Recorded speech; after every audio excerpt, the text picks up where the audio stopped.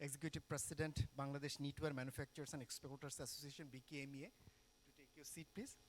Mr. Soed Nasim Manzoor, President, Leather Goods and Footwear Manufacturers and Exporters Association, LFMEB. Ms. Firdosara Begum, Chief Executive Officer, Business Initiative Leading Development Build. Where is Firdosa Appa? And also I'd like to request Dr. Michael Cloud, Project Manager, GIZ, to take his seat.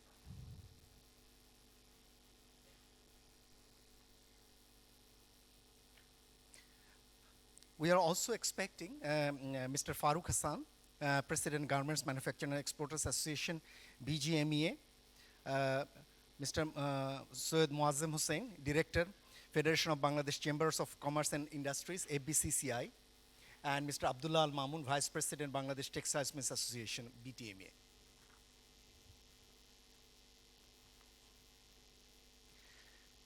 Thank you, all of you, for joining in today's launching event. In fact, I think you can understand that what this event basically indicates. We are like to actually introduce a web portal on setting up factories in Bangladesh. And businessmen are well aware and well understood that how difficult it is to initiate a business in Bangladesh. And this problem starts from access to information. And basically for the new investors, maybe those who have already have set establishments, have somewhat have better understanding about the information that is usually required. But for the new investors, it is very, very difficult for getting the reliable, available informations. But if you ask to the concerned authorities of the government bodies, they will just very promptly say that, okay, these informations are available in our office, please visit us and collect those documents and information. And whether it is related to the licensing, whether it is related to the registration or certification. But what we usually observe that often those on-paper informations found to be inadequate.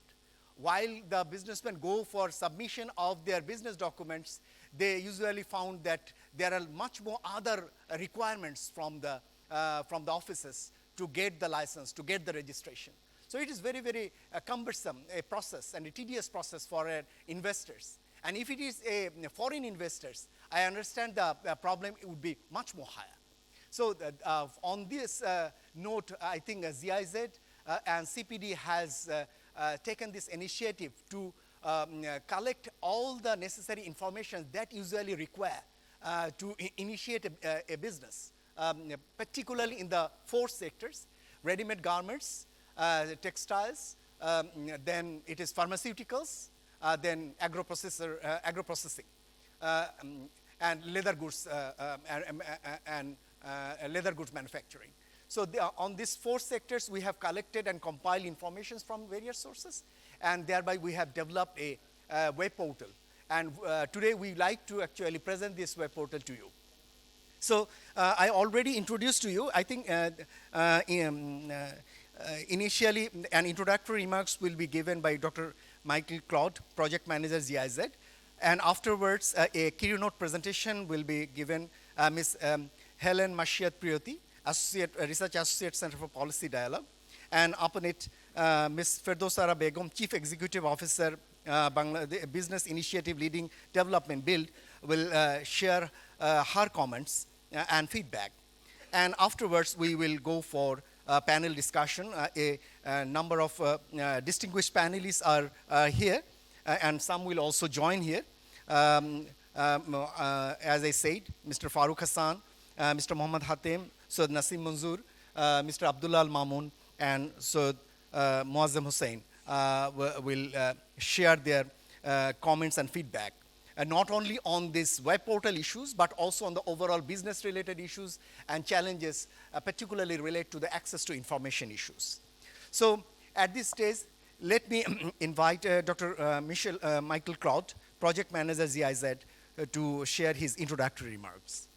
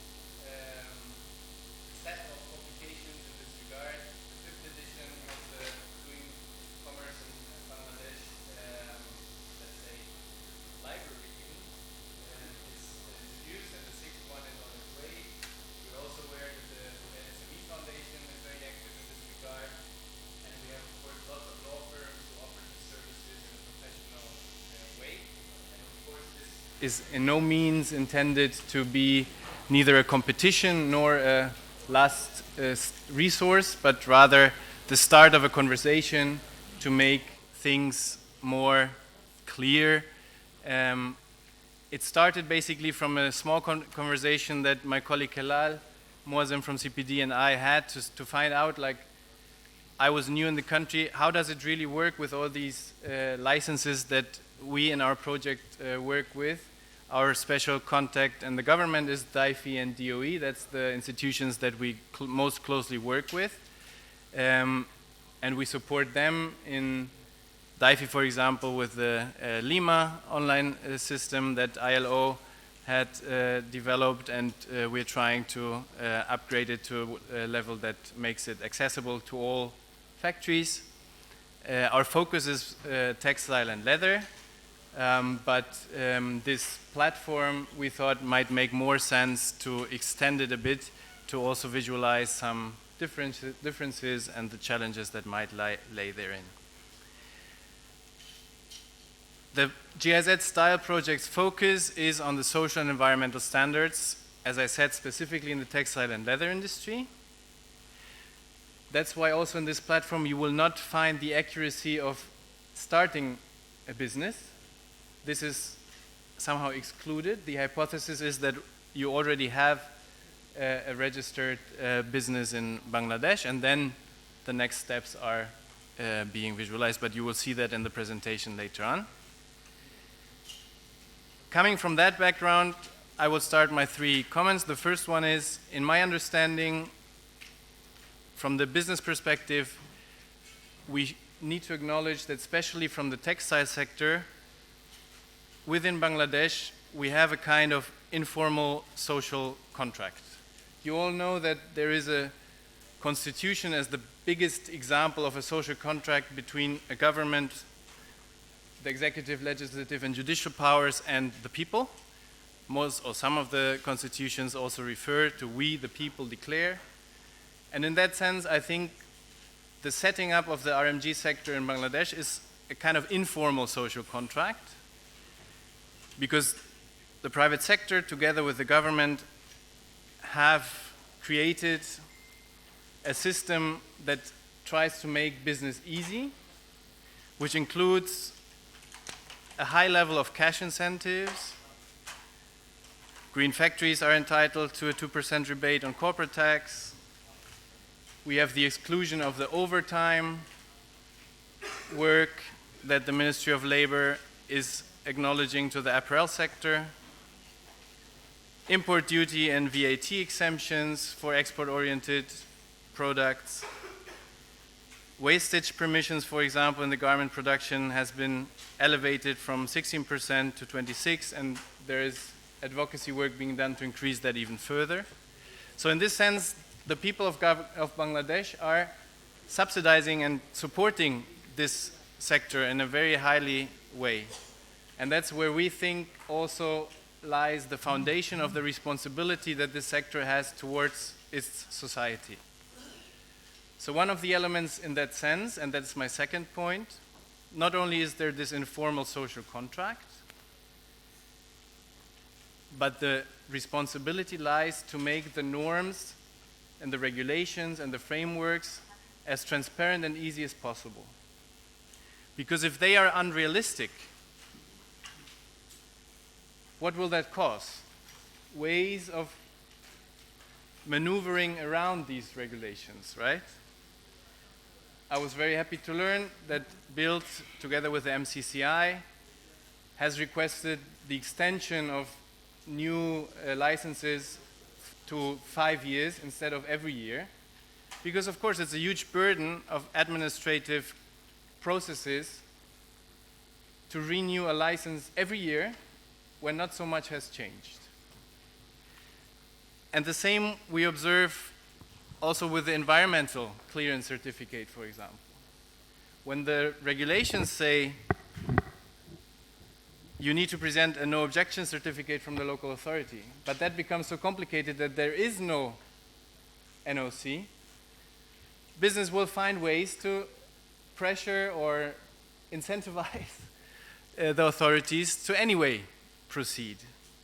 When we realize that industrial units are being built or existing in residential areas, we don't need to hide that. We might need to change the way how we define residential areas or something. So the motivation of this is to try to use a layer of common sense in analyzing these regulations and try to make them as easy as possible to also, and that is one of our objectives, to make it less needful, more transparent and less needful for the public sector to not be coherent with their own regulations. This is the path that we are trying to promote, we're trying to support. Our political partner is the Ministry of Commerce, so that's also hopefully in their best interest. And the same obviously applies to the many international standards that especially the garment sector has to face, that also include, let's say, a lack of reality check sometimes. So we do realize, and we hear it every day, audit fatigue, training fatigue, all these additional layers of activities that are pushed on the suppliers by the different international frameworks. Also here we think that an honest conversation, or there is an honest conversation, but a deeper conversation between all stakeholders will be helpful to pick out those standards or regulations that are not coherent with the reality, or translate the reality into what these standards mean. You're all aware that in Germany and other countries, in the near future also in the European Union, there will be due diligence directives or frameworks that will formalize some of these requirements. And at least the German Due Diligence Act is formulated in a way that can support these kind of paths. The challenge to see this is something that we design somewhere in Berlin, but is it really coherent with what happens in Gazipur? And if it's not the case, then how can we make both ends come closer together? So the German Due Diligence Act will support and will be sufficed if there is a process proposed on how to address certain challenges. In this particular context, I guess mainly environmental ones, but maybe even over time, maybe even, let's just say other social compliance issues. And we all know and we all see that both from the financial and non-financial reporting, ESG, but also from the due diligence, mandatory human rights and environmental due diligence, the lights are being put more into the business sector. And I think the best way we can be prepared for it is to strengthen a bit the level of transparency. It doesn't mean that we have to publish everything or that we have to describe everything, but the more we can really feel that we can say, oh, here we have a problem because we don't have a proper waste system in place, then the conversation can start much more accurately on how to address it, and this will be beneficial for all of us, I guess. And the third point I would like to raise, this product that you will be introduced to in no minute is open for the best bidder in a way. We have started to interact also with the ILO. I don't know if it will suit in their work around the industrial safety framework, but I would feel that we will be happy to continue somehow to update it, to make it better, because this is just a start, it's just a draft. But whoever is interested to take it over, we are very happy that LFMAB has shown interest, BKMEA has shown interest, FBCCI has shown interest, BGMEA has shown interest.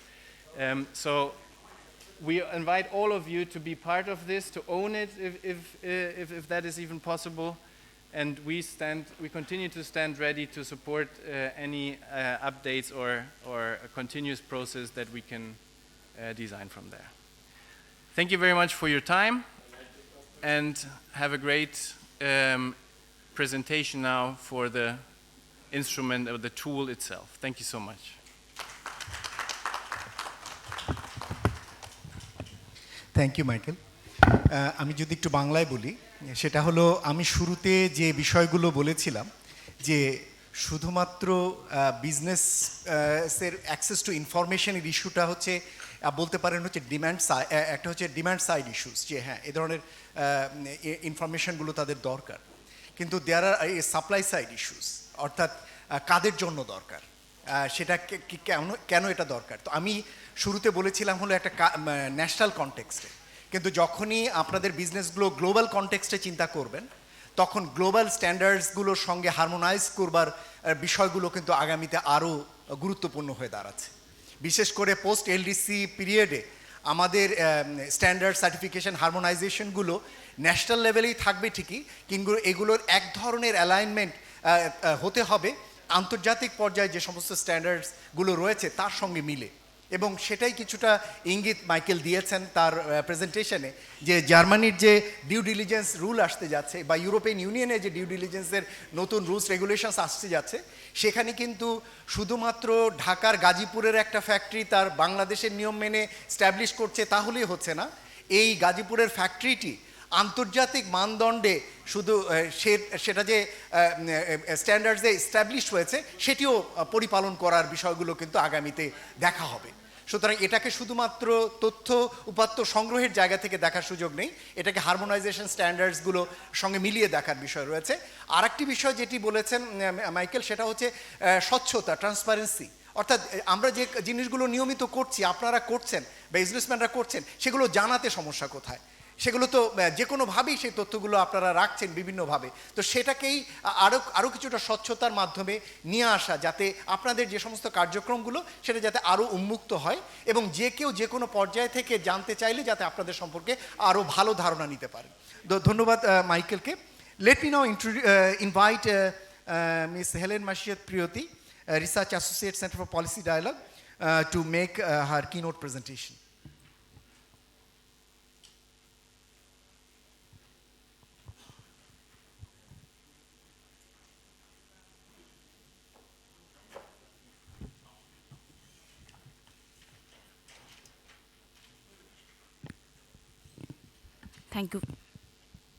Thank you very much, sir, for giving me this opportunity.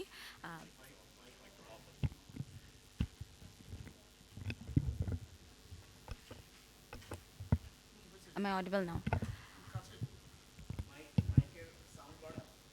Sound tech.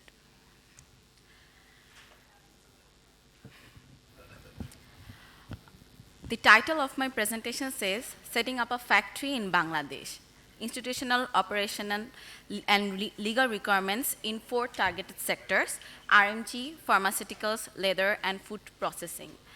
But how should I say this, or how should I introduce my presentation? It is more likely a one-stop service for informations basically on compliances like environmental, social, building safety, fire safety on 4 particular sectors. Why I am saying one-stop service? Because we tried to bring on all the information accumulated in this presentation or in our report. These are the 4 sectors that we selected. And the whole study was conducted and led by Dr. Khandekar Ghulam Moazzam alongside with me, Helen Mashiat Prioti. These are the contents that I will be talking about. Specifically, what are the requirements, licensing, registration, and certifications prioritized in the 4 targeted sectors, with the audit standards, limitations, challenges, and we tried to come up with some recommendations for easing the business process. And lastly, we will be introducing our new website. So like all the previous honorable presenters say that it is not something that we are doing completely new. No, it is not. Whatever we will be saying is already existing. But as we know that the setup process are very tedious, time consuming, and also the informations are available out there, but they are not in a comprehensive, accumulative way. Like when we started this study, we had to suffer, or we had to invest a lot of time acquiring this information. We had to go to government offices, even private trade bodies offices. So we tried to do this report or the website with this thing in mind, that we will be trying to accumulate all this information in a comprehensive, complete way in one place. So we had 2 parts of our study. One was formulating the report that I will be presenting now, and the second part was preparing a website.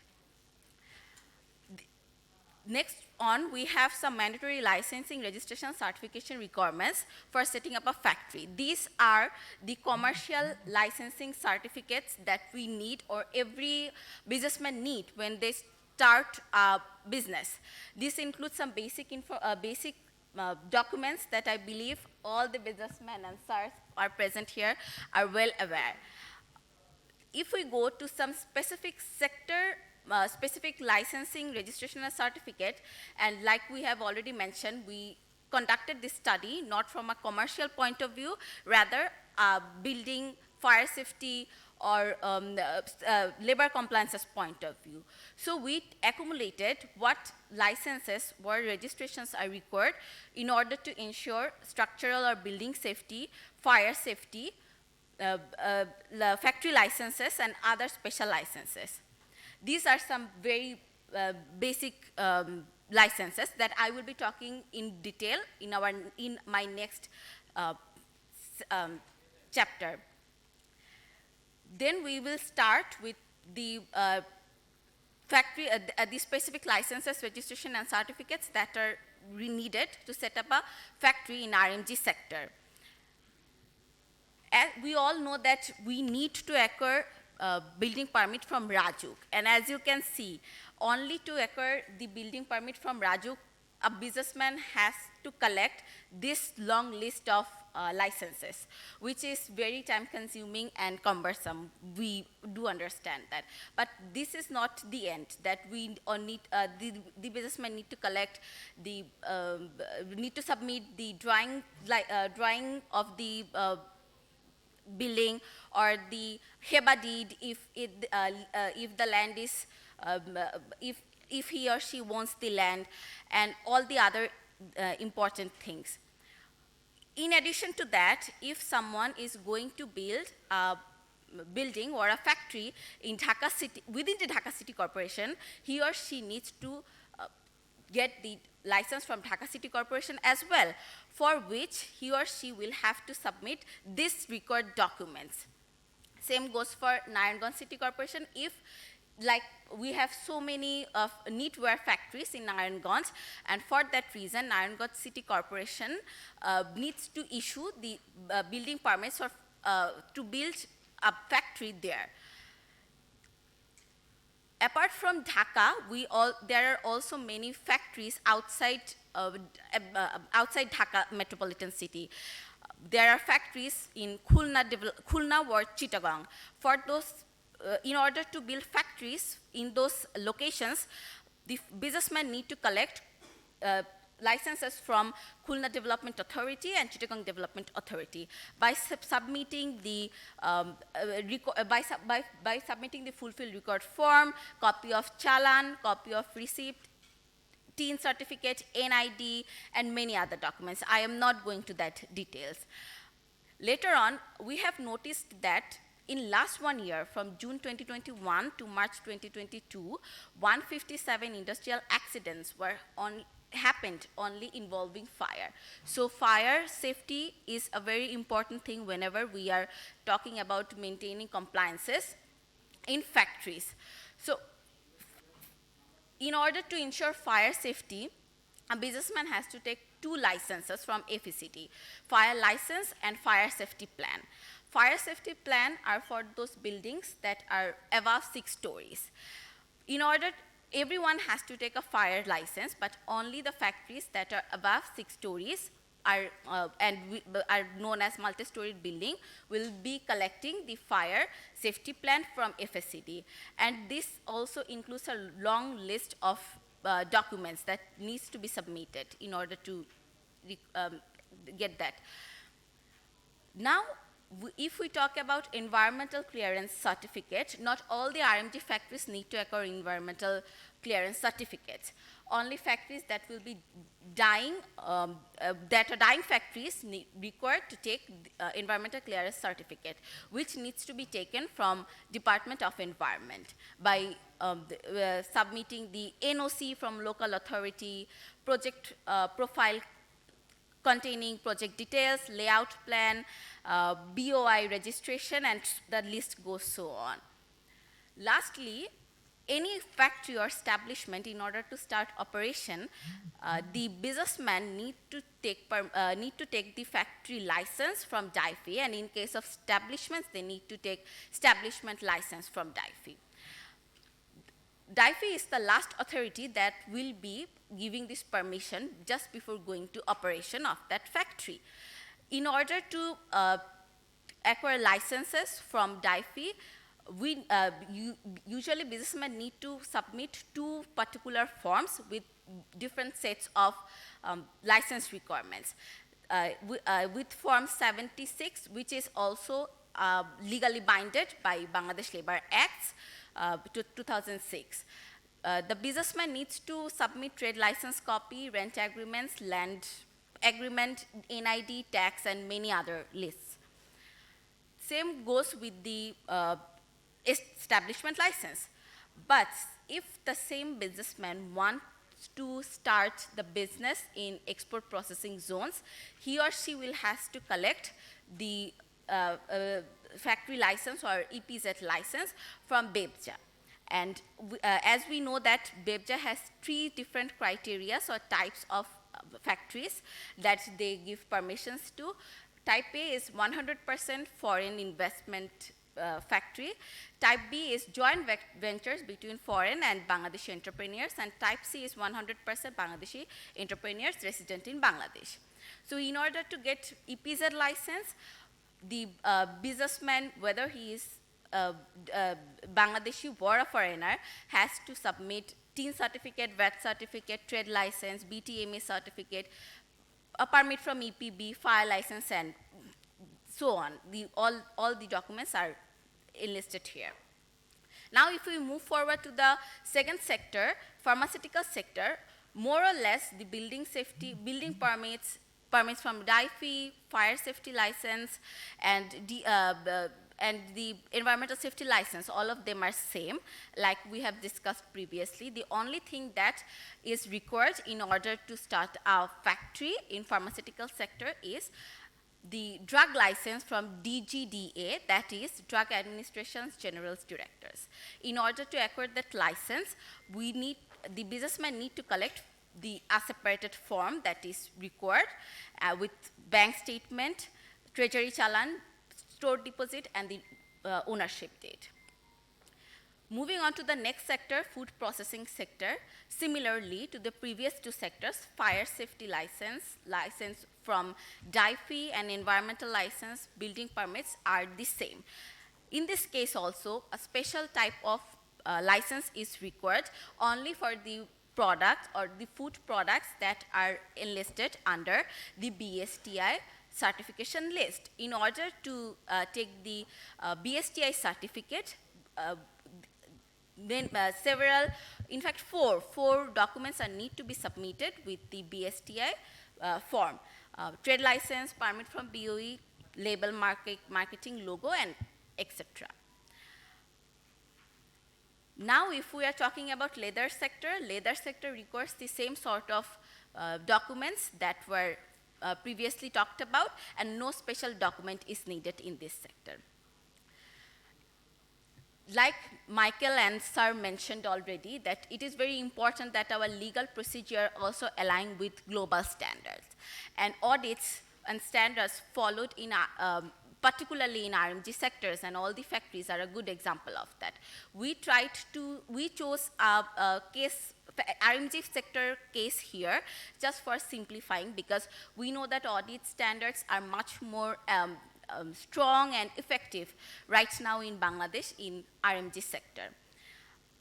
So right now we have several international audit standards like RSC, AMFORI, OCOTEX, ISO 100 that is being under operation in RMG sector in Bangladesh. But it is very proudly and very rightly, BGME and BKMEA has decided to come up with a unified code of conduct, so that it is very much easier for all the businessmen to just follow that and align with global standards as well. This unified audit or code of conduct is basically based on the national laws, rules, policies, international conventions, that means ILO conventions, also includes UNGPs, United Nations Guiding Principles, and many other third-party audit protocols and buyer's code of conduct, which is a very timely thing, I would say. Here we have mentioned some requirements of the famous audits like AMFORI and BSCI audits. This lists of documents are need to be prepared if someone want to perform well in audit standards in export-oriented sectors. Then we studied a separate case on the informal factories were more likely to be said subcontracting factories. It is also a case study basically based on RMG sectors. We all in Bangladesh, there is whenever we have peak export time, whenever we are earning a quite peak export earnings, usually we tried to we noticed that there are many subcontracting factories are in rise. So is the labor non-compliances, which is a very common phenomenon that has been observed from quite a long time in Bangladesh, because the subcontracting factories are not actually legally binded by any laws. No licensing registrations are really required to run these subcontracting factories. But Bangladesh government has recently come up with the RMG subcontracting guidelines 2019, which actually introduced some guidelines that needs to be followed by subcontracting factories in order to be able to get the subcontracts. According to that subcontracting guidelines, the subcontracting factories will have to be a members of association and get and renew their licenses regularly. They have to be fully compliant to get orders. We then tried to find out some limitations and challenges, both legal and institutional. Now, when we are talking about factory setups, we need to have some legal aspects, we need to have some institutional aspects. For legal aspects, there are plenty of laws, but those laws are time consuming. And usually it takes a quite lengthy procedure to come up with a factory in Bangladesh, in whatever the sector is. Apart from that, the legal requirements are not really coherent, like the legal requirements of fire service civil defense as regarding the multi-story buildings and BNBC are not really aligned. They deviate from each other.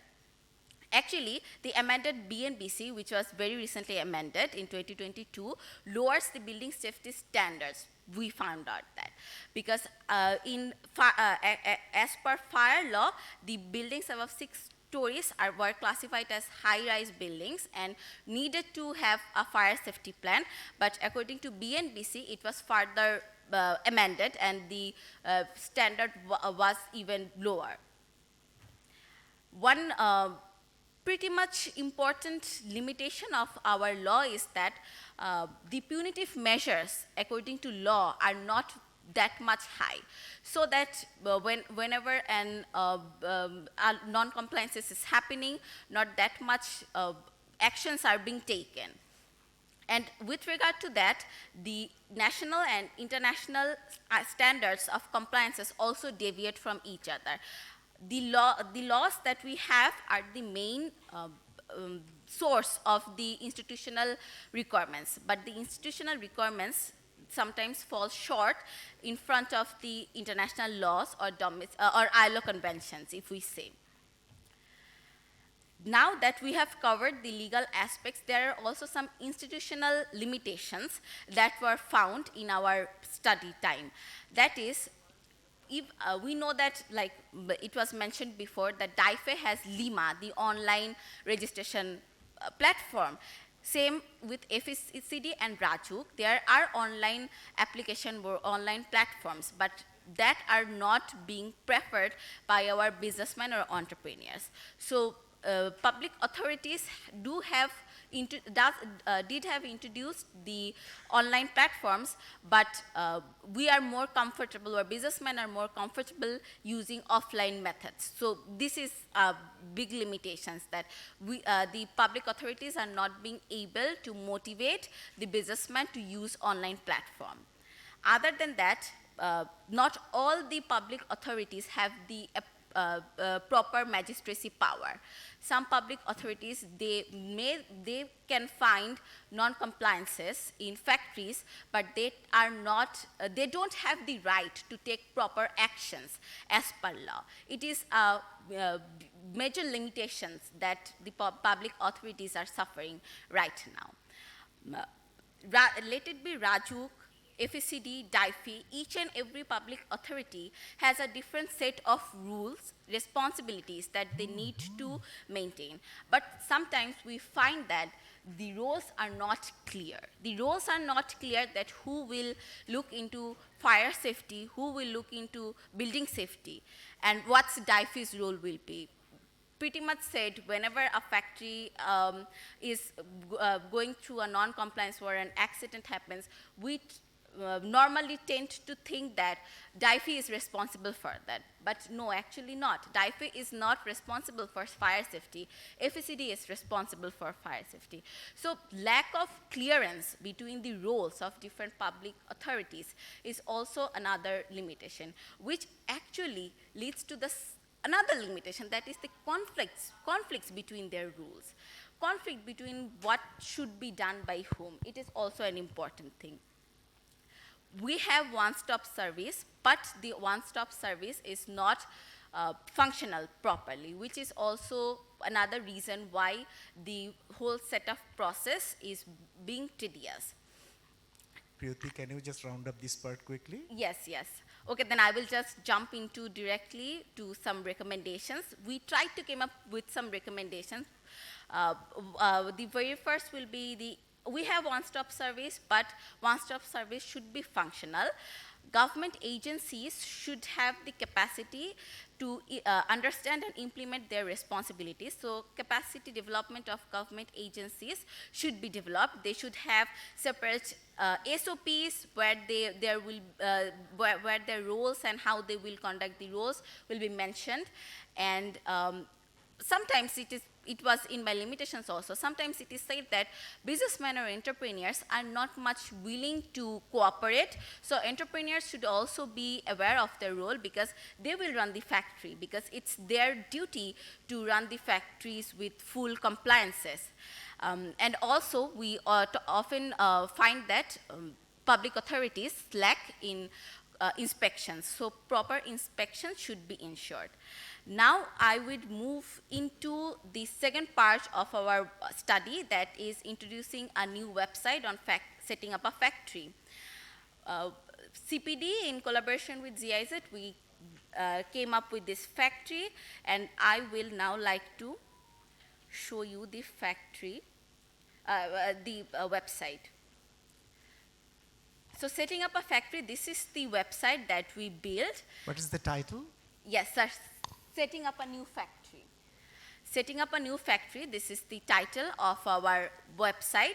Here we try to incorporate all the necessary informations for four sectors, RMG, leather goods, food processing, and pharmaceuticals, particularly on building safety, fire safety, labor safety and compliances, other environmental safety, and other special licenses that are needed. First, if we just go into the homepage of this website, as you can see, we have four sectors here. I would just go to RMG sector. We have translated the whole website into Bangla as well. This is the Bangla outline of this website. Now if we just move into the ready-made garments factory setup, here you will be able to see a flow chart. This is the flow in which a businessman, if he or she wants to start a factory in RMG sector, will have to acquire the licenses. He or she can start with certification of incorporation in case of limited company also. We have also mentioned which documents are specially required if it is a limited company, or if it is a partnership firm, we have included that. And here we have included the list of documents required from a social and environmental point of view. We have building permit, fire safety from FSCD, license from Department of Environment, factory or establishment license, and EPZ factory license. In building permits, there are several authorities that usually provide building permits. We try to focus on the factory-dense areas where most of the RMG factories and other factories are located in Bangladesh. So if we just go to Rajdhani Unnayan Kortripokho, we will be able to see that we have enlisted all 10 criteria of documents that are required to be submitted in order to take building permit or building license from Raju. The documents that are not mandatory, we have also mentioned that as not mandatory. Rajuk has an apply online version of the application process, so we have also linked that, so that if anyone or any businessman wants to apply online, he or she can easily do that. We have incorporated the address and interlinked it with Google Maps, so that the businessman can easily find out the location of Rajuk as well, contacts and all. Same we have done with Dhaka City Corporation. We have enlisted whatever documents are required. And here, as you can see, that number 1 is a filled up no objection certificate for multi-storied building application. We have also incorporated the link of this form so that it can be easily downloaded from here. Same with all the other documents. There is no apply online available under Dhaka City Corporation, so it is not being enlisted here.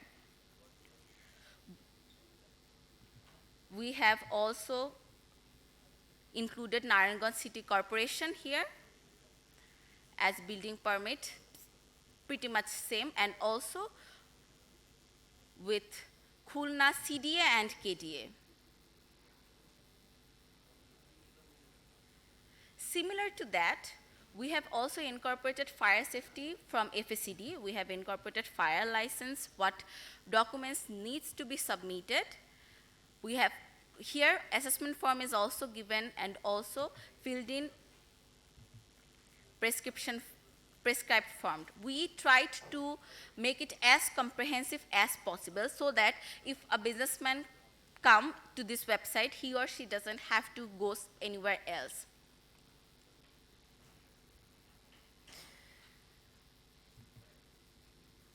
I will just briefly go through the RMG sector. We have incorporated all the options here as well, the address.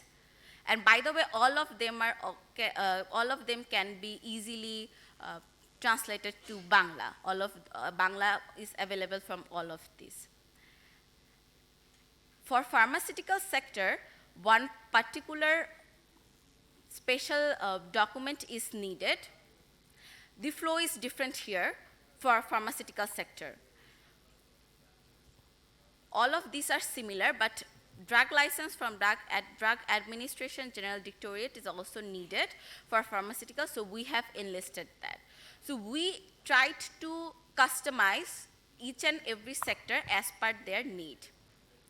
You can go through all the sectors like this. We have also incorporated an other licenses menu bar as it enlists all the commercial documents that will be required other than the social building safety, social compliances, labor safety, and fire safety documents. Here is all of them kept. The next menu bar is related to inspection.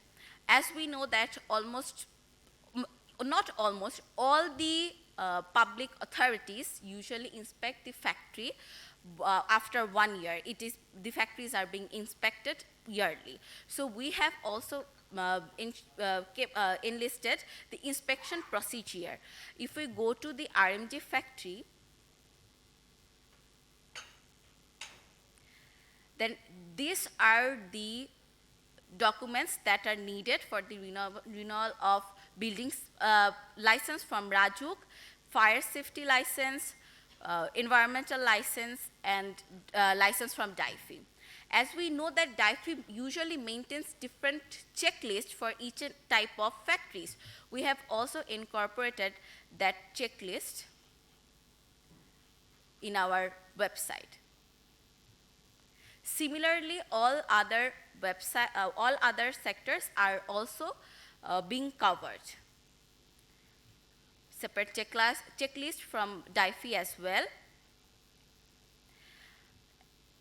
Whenever a businessman starts a business in Bangladesh, he or she usually needs to be a member of the associations, just like BKMEA, BGMEA, LFMEA, BAPA. So we have also incorporated the checklists of several associations, like all the required documents that are needed in order to get the membership.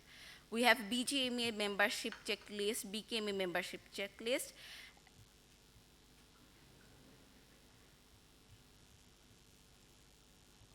And also, as Leather Goods Manufacturers Association has an apply online facility, we have also interlinked that apply online facility here. Lastly, we just had inbuilt the policies, both domestic and international standards in our website. We have safety-related policies, environmental safety-related policies, labor rights-related policies, ILO fundamental conventions, and ILO governance conventions. In safety-related policies, we have incorporated the laws, rules, and acts that are legally binded for the factories. Now, if we just go to the Boiler Act, we'll see that it directly takes us to the Boiler Act by Government of Bangladesh. Similarly, if we just go to Bangladesh Labor Act, it will take us to Bangladesh Labor Act. We have included all the amendments as well.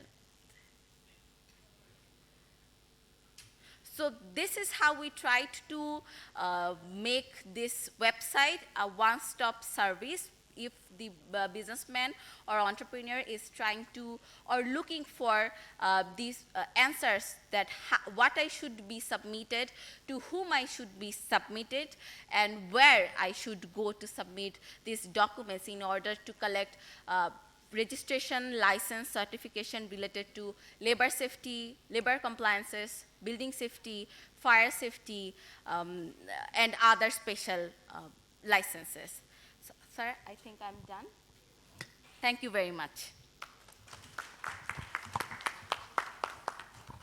Thank you, Ms. Priyati, for nicely presenting the website and also discussing about the various kinds of documents required for licensing, registration, and certification for different categories of industries in Bangladesh. I think the businessmen, those who are here and those who are in the podium, definitely acknowledge the importance of such kinds of one-stop service, in a sense, to get these informations available. We like to update this website on a regular basis. So this may be the initial part, as Michael also mentioned, that it is in the early stage. There are lots of other things need to be accommodated. Their scopes is there. So we are very happy to initiate this process. And we are very looking forward to get this website to be accessible to the respective associations' website.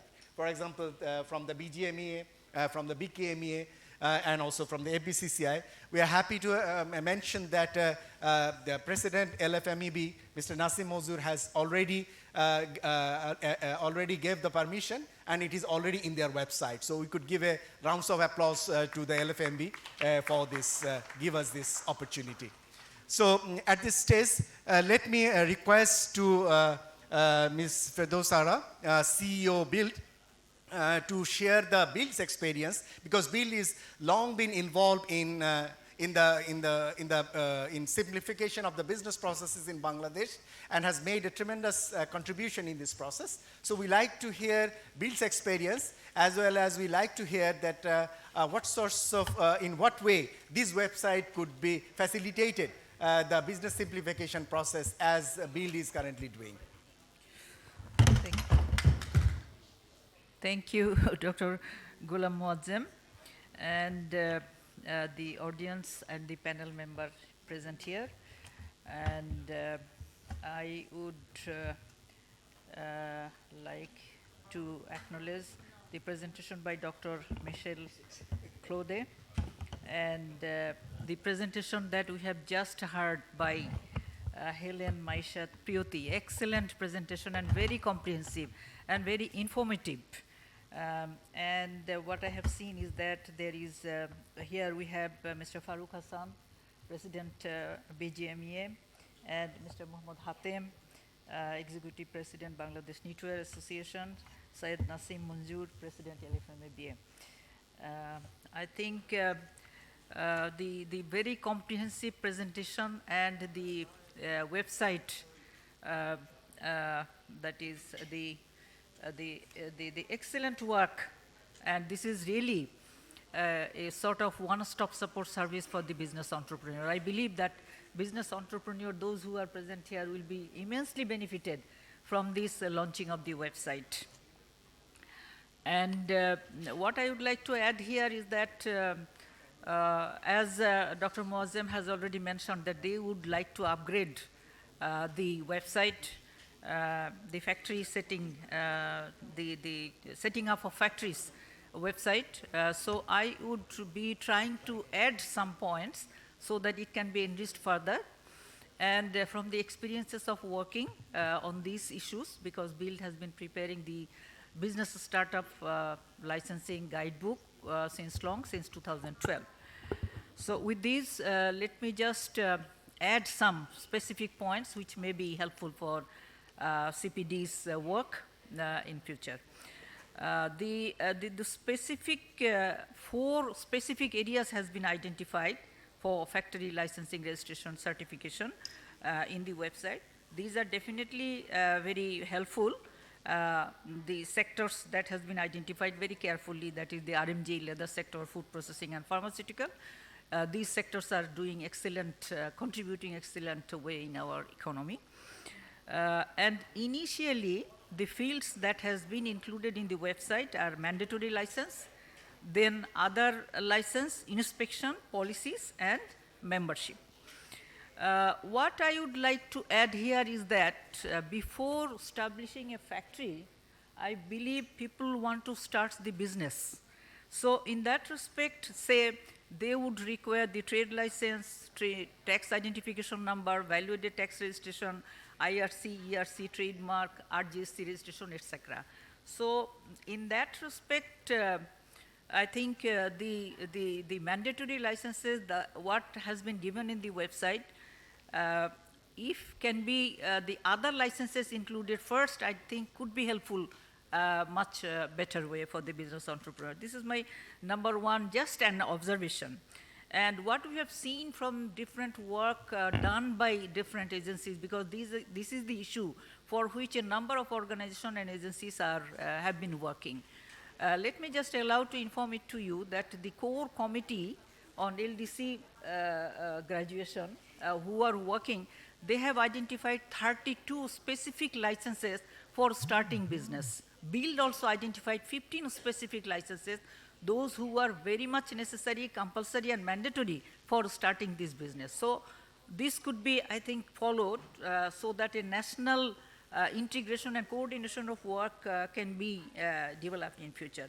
Let me just allow to say something in regard to the interactive flow chart. What we have seen from our experiences is that flow chart means a separate steps of a process in sequential order.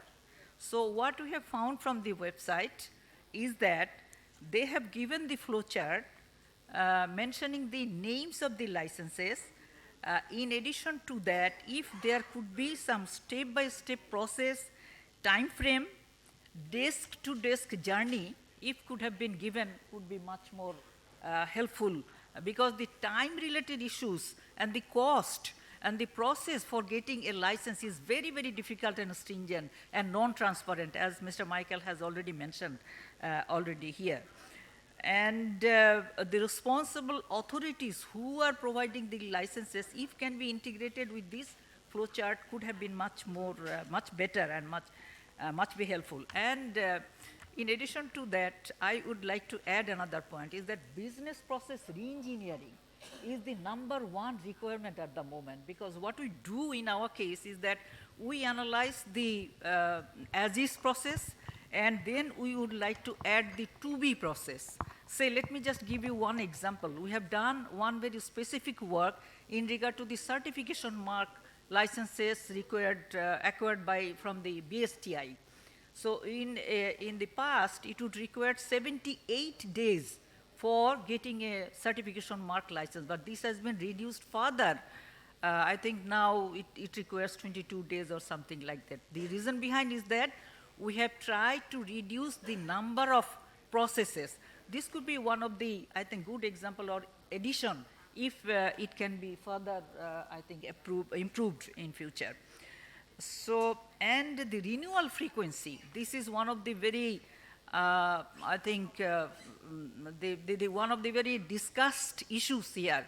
And Mr. Michael has already mentioned about the trade license, for which BUILD and some other organization is working very closely to reduce the number of renewal time, because with the renewal, a number of bureaucracies has been involved. So in that respect, say IRC, ERC from the cabinet committee also, they have requested for reducing the renewal frequency. That is, if a trade license can be given for 5 years, it would reduce the hassles of the private sector. Similarly, IRC, ERC can be given for 3 years. So these are the issues are coming up. If can be added with the factory website that has been launched by CPD would be helpful for the business entrepreneurs. And secondly, I would like to add another point in regard to the documents. The synchronization of presentation of documents could be helpful. So what we have seen in the documentation issues, certification of incorporation came first as the #1 documentation. And the trade license, the chronology of trade license is 4. So I think if there could be a synchronization that what is the first business which is required by the business entrepreneurs could be helpful further. So, then the second point is that there is a number of undocumented requirements. I think it is very difficult to identify, but even if it is not so simple that if you get a trade license and get for a permission of a business, no, it is not possible. There are a number of undocumented requirements and licenses which needs to be very, very much transparent, as Mr. Michael has already added this point, and there is a need for this type of issues.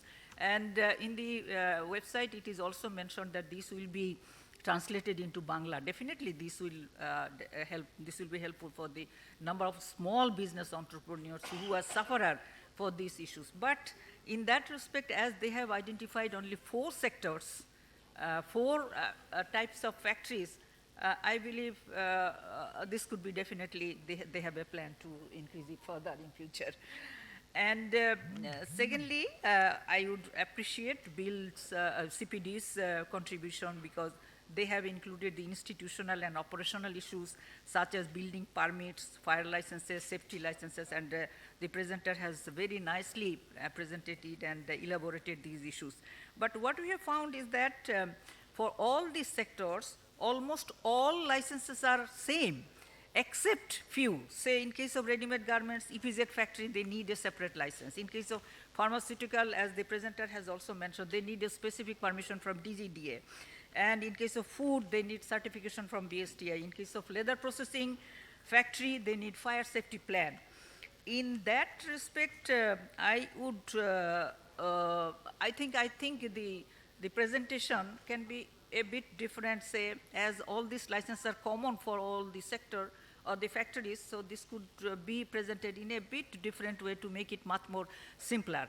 And one very important thing I couldn't understand, Dr. Moazem, is that in case of leather, it is written leather processing factory. What does it mean? It is, does it mean for the sector products or only the leather processing? Because, you know, this maybe need to be clear. I believe that Syed Nasim Huzur would give further elaboration in that respect. And while you have given the link of the sectoral associations, I believe that there should be one very important association is BAPI, Bangladesh, I think the Pharmaceutical Association of Pharmaceutical Institutions, BAPI, Pharmaceutical Association. BAPA is there. BAPI somehow has been dropped, I believe. And in regard to the inspection, in the inspection tab, inspection documents, BAPA is different. BAPI, I would like to add BAPI. Regular assessment of RMG, it is written. I think the inspection is one of the very difficult area for the businesses. They face serious problem in that respect. There could be some more attention in that respect. You have given enough, but even though I would like to add to that, if there can be some more, I think, importance in that respect. A long list of commercial documents you have given, and some link has also been given. I have seen it, but from the website I couldn't find it further. This is good. This is good because, you know, only the name of the licenses and without giving further elaboration that how it could be received would be difficult for the entrepreneurs. And in regard to this essential license compliance in Bangladesh, 22 licenses has been given, and you have given the link also. Last but not the least, I would like to add two very important points is that there are a number of intermediaries are required for getting the license. It is not possible for an entrepreneur to gather or collect all these licenses by themselves. They have to engage intermediaries, and intermediaries have been causing a number of problems, increasing their cost, increasing their time, increasing their process, and so many things are there. I haven't seen anything in regard to these intermediaries. What I have found very recently, some I think entrepreneurs from MCCI was telling that he has 135 or 155 entities, and they have to engage a specific section, 10 to 12 people, to deal with these issues. So you can imagine how much cost it has been engaged and involved. So these issues can be thought of, and in each of the licenses, rules and regulations, I think it is under a specific laws and policies. If there can be an editorial mentioning that these licenses, say IRC, import licensing, import registration licensing, if this concerned law and rules regulation, if can be included in the footnote, or I think available through a link, it would be helpful for the entrepreneurs. So with these, I would like to end, but let me just add one point. As I have already mentioned, that BUILD is working for this business licensing registration since long, and we are preparing for the 6th business licensing guidebook, and it will cover about 350 licenses along with renewal. And we are planning for going for this, I think, online version also. This could also be a one-stop support service, service providing, I think, organ for the women, for the business entrepreneurs, and you would be happy to see that in all these licenses there are a specific process with time, cost, fees, concerned organizations. So this type of, I think, a new edition in while improving this website could be much more helpful. And at the same time, I would like to add that there could be, as has already been mentioned by the presenter, paper presenter, that they would provide the link, as LFMFA has given their link. I think some other organizations, those who are doing the similar activities, so that a coordinated effort of providing licensing, business licensing support services can be available in the country. Thank you all. Thank you so very much. Thank you, Ms. Ferdowsara. I think you have made some very important comments, and giving your long experience working with the private sector, first at the DCCI, now with the BUILD. We are always being immensely benefited with your experience, as well as currently what you are doing as simplification the business process. And the informations that you have shared will also be, we have consulted some of those books as well. Okay.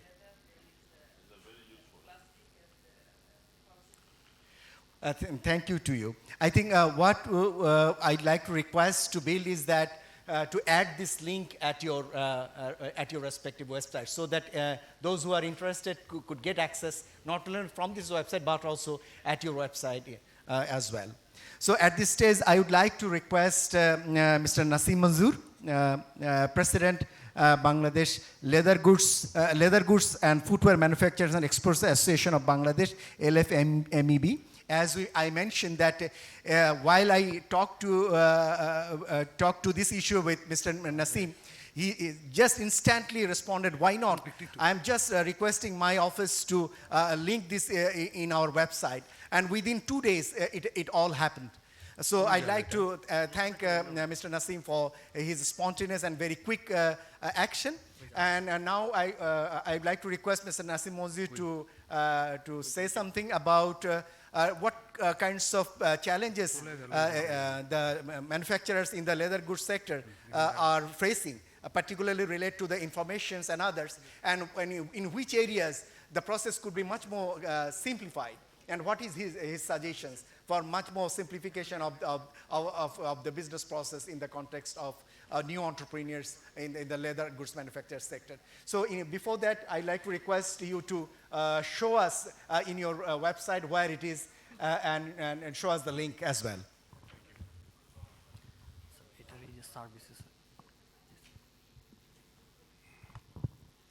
I think you can see it now. And it is there.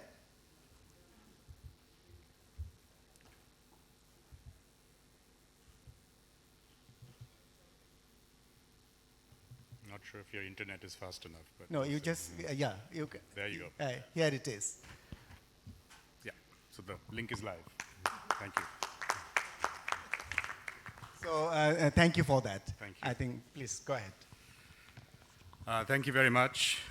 Respected Chair, respected President of BGMEA, BKMEA, our friends from FBCCI, Chairperson of BAIL, GIZ, respected members of the business community and media, Assalamu alaikum, good morning. I guess I'll speak in Bangla and English for the benefit of GIZ, our friend Michael, although Michael's Bangla is getting better every day, so I think Amra will be able to speak full Bangla very soon. First of all, thank you very much. Thank you to GIZ and CPD for this amazing initiative. Amra, onikdin dhore we were wanting such an initiative because we believe that predictability is the core of everything that we do. I represent proudly the leather goods, footwear manufacturing and export sector. A little bit about our association. We have currently about 245 members. We are tiny compared to my, compared to my big brothers. It seems there are more TV channels than we have members, but we will see. Eta shoriye felen, ha. Thank you. Sorry, Bhaiya. I think your statement may not be right. So very soon there will be. Ashubidha nai. So I think it's about quality, of course, as well as quantity. We're very proud that this financial year, last financial year, we crossed about 1.5 billion, and for the first time, the subsector footwear crossed $1 billion. And inshallah, we're on track to hit 3 billion and 5 billion in the next 3 and then 5 years. But I think what is very important is the growth rate. We are seeing consistently 30% growth, specifically in the last 1 year, just before, of course, August happened. And I'm sure Hatem Bhai and Farooq Bhai will talk about the slowdown that we are apprehending. But tarpore, there's a lot of reasons to be optimistic. One of the things that we're trying to do as an industry is to make life easier for business. And I think that anybody in Bangladesh, and I've said this before, who is trying to set up a business, whether it is export-oriented or local, really, unless you go through that whole process, it's very difficult to appreciate the kind of pain that we go through. So anything that makes that process easier is welcome. And also in our association, we are trying to bring, for example, all services online. We do not accept any cash payments. All payments have to be online. Membership is now online. Compliance audit is being done regularly. We have our own compliance cell. And all of this is, in fact, following in the footsteps of BGMEA, BKMEA, because we believe together we're building brand Bangladesh. The other point is, of course, alignment of policies and regulations for all export sectors. And I think here I want to also thank FBCCI specifically, and BGMEA and BKMEA, because we have received great support, if I can say, from our leading sector, of course, the textile and apparel sector, to make sure that there are the common set of rules and processes for all exporters. It shouldn't matter whether we export plastic bottles or ships or shoes or garments, it should be the same, and we are moving in that direction. Now, very quickly on the presentation, on what has been done here, the work, fantastic work. I think I'll start with quoting something that Michael said, which I really liked, which is a common sense approach and a reality check. And this is very important because আমরা অনেক সময় এইসব অনুষ্ঠানে অনেক কিছু বলি বা দেখি, বাট রিয়ালিটিটা গ্রাউন্ডে অনেক ডিফারেন্ট। এবং যেটা আগে বলা হচ্ছিল, যেটা আমাদের সিইও বিল বলে গেলেন, যে undocumented requirements are higher than documented requirements. Flow chart is never in one direction. আমরা ফিজিক্স পড়ে এসেছি, flow is in one way, বাংলাদেশে the flow is two way. You go forward and then you go backward, you go forward and then you go backward. So এইটাকে কিভাবে eliminate বা reduce করা যায়? Specifically, I think on slide 14, I'd like to draw your attention just to show you the kind of things that we go through. It's very interesting. Slide 14 requirements for building permit from Rajuker Moddhe, there is ammonia sheet drawing, and there is AutoCAD drawing, and there's old drawing. তো আমরা digital বাংলাদেশে ammonia shed কেন করছি? First of all, ammonia is harmful to the environment, it should be ban. Secondly, এটা দরকার নেই আমাদের, আপনাকে তো আমরা সফট কপি দিচ্ছি। এরকম আপনাদেরকে আমরা শত শত এক্সাম্পল দেখাতে পারি where there are unnecessary and redundant requirements which can easily be eliminated. So I completely endorse যেটা ফেরদৌস আপা বললেন যে বিজনেস প্রসেস রি-ইঞ্জিনিয়ারিং করতে হবে। ওই একটা অ্যানালগ প্রসেসকে ডিজিটাল করে দিলে এটার কোনো সমাধান হলো না। সো আমাদের ওই প্রসেসের মধ্যে কী কী বাদ দেওয়া যায়, এখন আর এটা প্রযোজ্য নয়, এটা একটু দেখা দরকার। Very interesting also there is a engineer's signature copy. Engineers get transferred to the best of my knowledge. এখানে আমার মুরব্বীরা আছেন, আপনারা বলতে পারবেন। ওনার সিগনেচার দিয়ে আপনি কী করবেন? What is the point of this? Other than we have to go to him or her to get the signature, and then it is in his or her power to make me come 22 times for that signature. So this should stop. Slide number 47. I think it's a সবচেয়ে powerful slide, and thank you to the keynote and to the people who've written this. আমি এখানে একটু let me turn to the slide because it's very important that I quote from the slide. 6.2. The duties of the responsible agencies which may not be clear, which usually causes confusion amongst the ministries.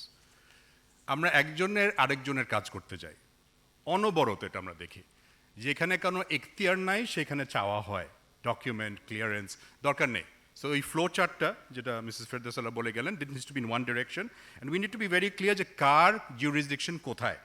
আমি recently একটা government এজেন্সির সাথে একটা তর্ক বলবো না, একটা আলাপের মধ্যে আছে যে ওনারা একটা ডকুমেন্ট চাচ্ছেন এনবিআর থেকে, আর এনবিআর বলছে এই ডকুমেন্ট দরকার নাই। সো এই ধরনের উদাহরণ আমরা সবাই প্রতিনিয়ত, বিশেষ করে আমরা যারা অ্যাসোসিয়েশনের দায়িত্ব আছি, আমরা এটা ফেস করছি on behalf of our members, and it's very time consuming, it's very inefficient, এটা বন্ধ করা উচিত। এখানে same thing as the CEO Bill said, undocumented requirements is a bigger problem than sometimes the documented requirement. So people are asking for things that they should not be asking for. আমরা need for coherence and policy predictability, এটা খুব important. I think আমরা অনেক সময় দেখি যে SRO এবং policy দিয়ে অনেক কিছু চেঞ্জ করে ফেলা, খুব ভালো রিফর্ম হয়েছে, অনেক রিফর্ম হয়েছে বাংলাদেশে, সত্যি সত্যি, কিন্তু সেগুলোকে অনেক সময় রোল ব্যাক করে ফেলা হয় with one stroke of a pen. একটা রেগুলেটর আসলেন, একজন অফিসার চেঞ্জ হয়ে গেলেন, একজন কমিশনার চেঞ্জ হয়ে গেলেন, এই জায়গায় I think there needs to be some oversight. How do you prevent regulatory rollback? Reform happens and then it rolls back. To give you an example of policy predictability, our Taiwanese joint venture was telling us that in Vietnam, you have 8 specific requirements, 5 weeks, and $2,940 to get what we think is a bond license. আজকে আপনি যে কোনো এক্সপোর্টারকে, নতুন ইনভেস্টরকে জিজ্ঞেস করেন, তার even existing exporter, তার number one headache কি? Customs and bond licence. So এইখানে যদি এই ধরনের প্রেডিক্টেবলি করা যায়, and I appreciate CPD and GIZ, I would like to request that you map how many documents do they need in Vietnam, how long does it take, and how much does it cost. If they can put that on a website and they can get it done, why can't we? And by the way, Vietnam is growing at double the rate of anybody else at the moment. So এই ধরনের, I think, reform benchmarking against best practices would be great. I mean, I'm going to conclude because I know that we have very distinguished speakers after me. I think we have come a long way. I remember 1990 when I joined work, I was sent by my boss to Chittagong Port to clear machinery. So okhane tokhono capital machinery for export-oriented industry was duty-free, even in 1990. So I went there and the person in the customs said, "Apnar NOC kothay?" I said, "Sir, NOC ta lagbe na." NOC bill lagbe na, shetar ekta NOC niye ashen. So এই হচ্ছে 90 সালের experience, এই জন্য চুলটুল পেকে গেছে, বুড়ো হয়ে গেছে, but we are still fighting. আজকে আর এটা লাগে না, we have come a long way, truly. I think the fact that এই ধরনের আমরা আলাপ করতে পারছি, what is disappointing to me slightly, is I don't think এই রুমের মধ্যে একটা সিঙ্গল গভর্নমেন্ট অফিসিয়াল আমি দেখতে পাচ্ছি। সো যাদের সাথে এই আলাপটা, ওনাদের মধ্যে যদি এই ওনারশিপটা না আসে, আই এম শিওর মোয়াজ্জেম ভাই has tried his best, but ওনারা আসেন না এই আলাপগুলোতে। সো আই এম শিওর এখানে led by BCCI, BGME and BKMA, we can get them on the table.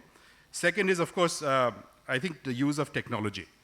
আমরা অনেক ক্ষেত্রে দেখছি যে একই ডকুমেন্ট, আমি দেখছিলাম প্রত্যেকটা জায়গায় মেমোরেন্ডাম অ্যান্ড আর্টিকেল লাগে। কেন? Why cannot not be a one-time submission? Why does Titas Gas need my memorandum?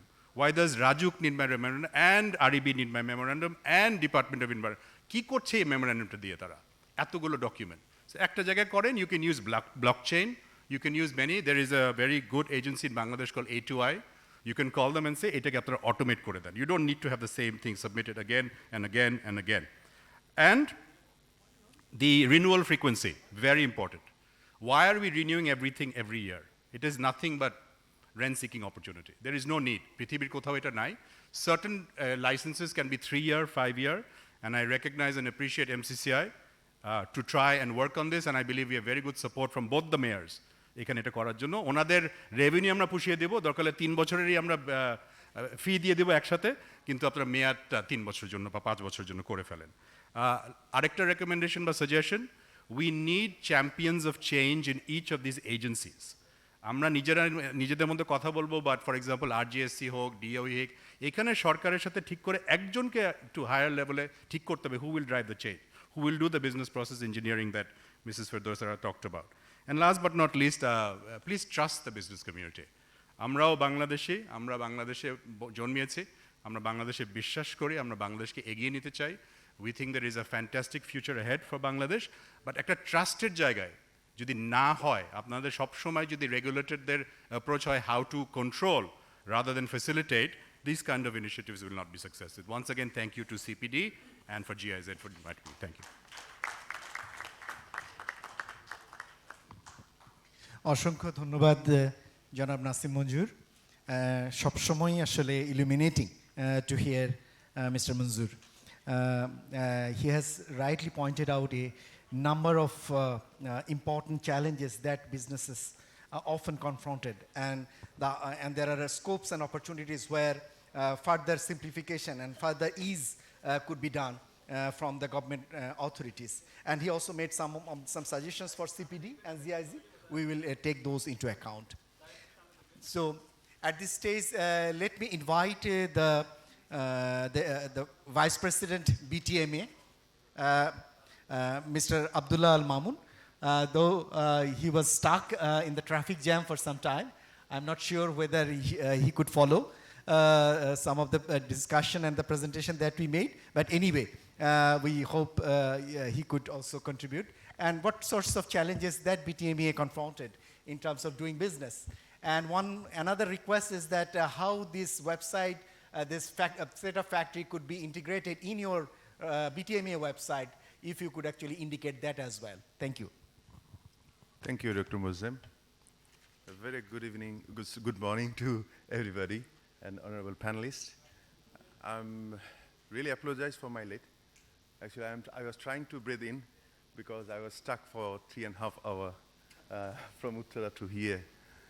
So I was trying to listen our online live portal, which you already connected in through Facebook Live.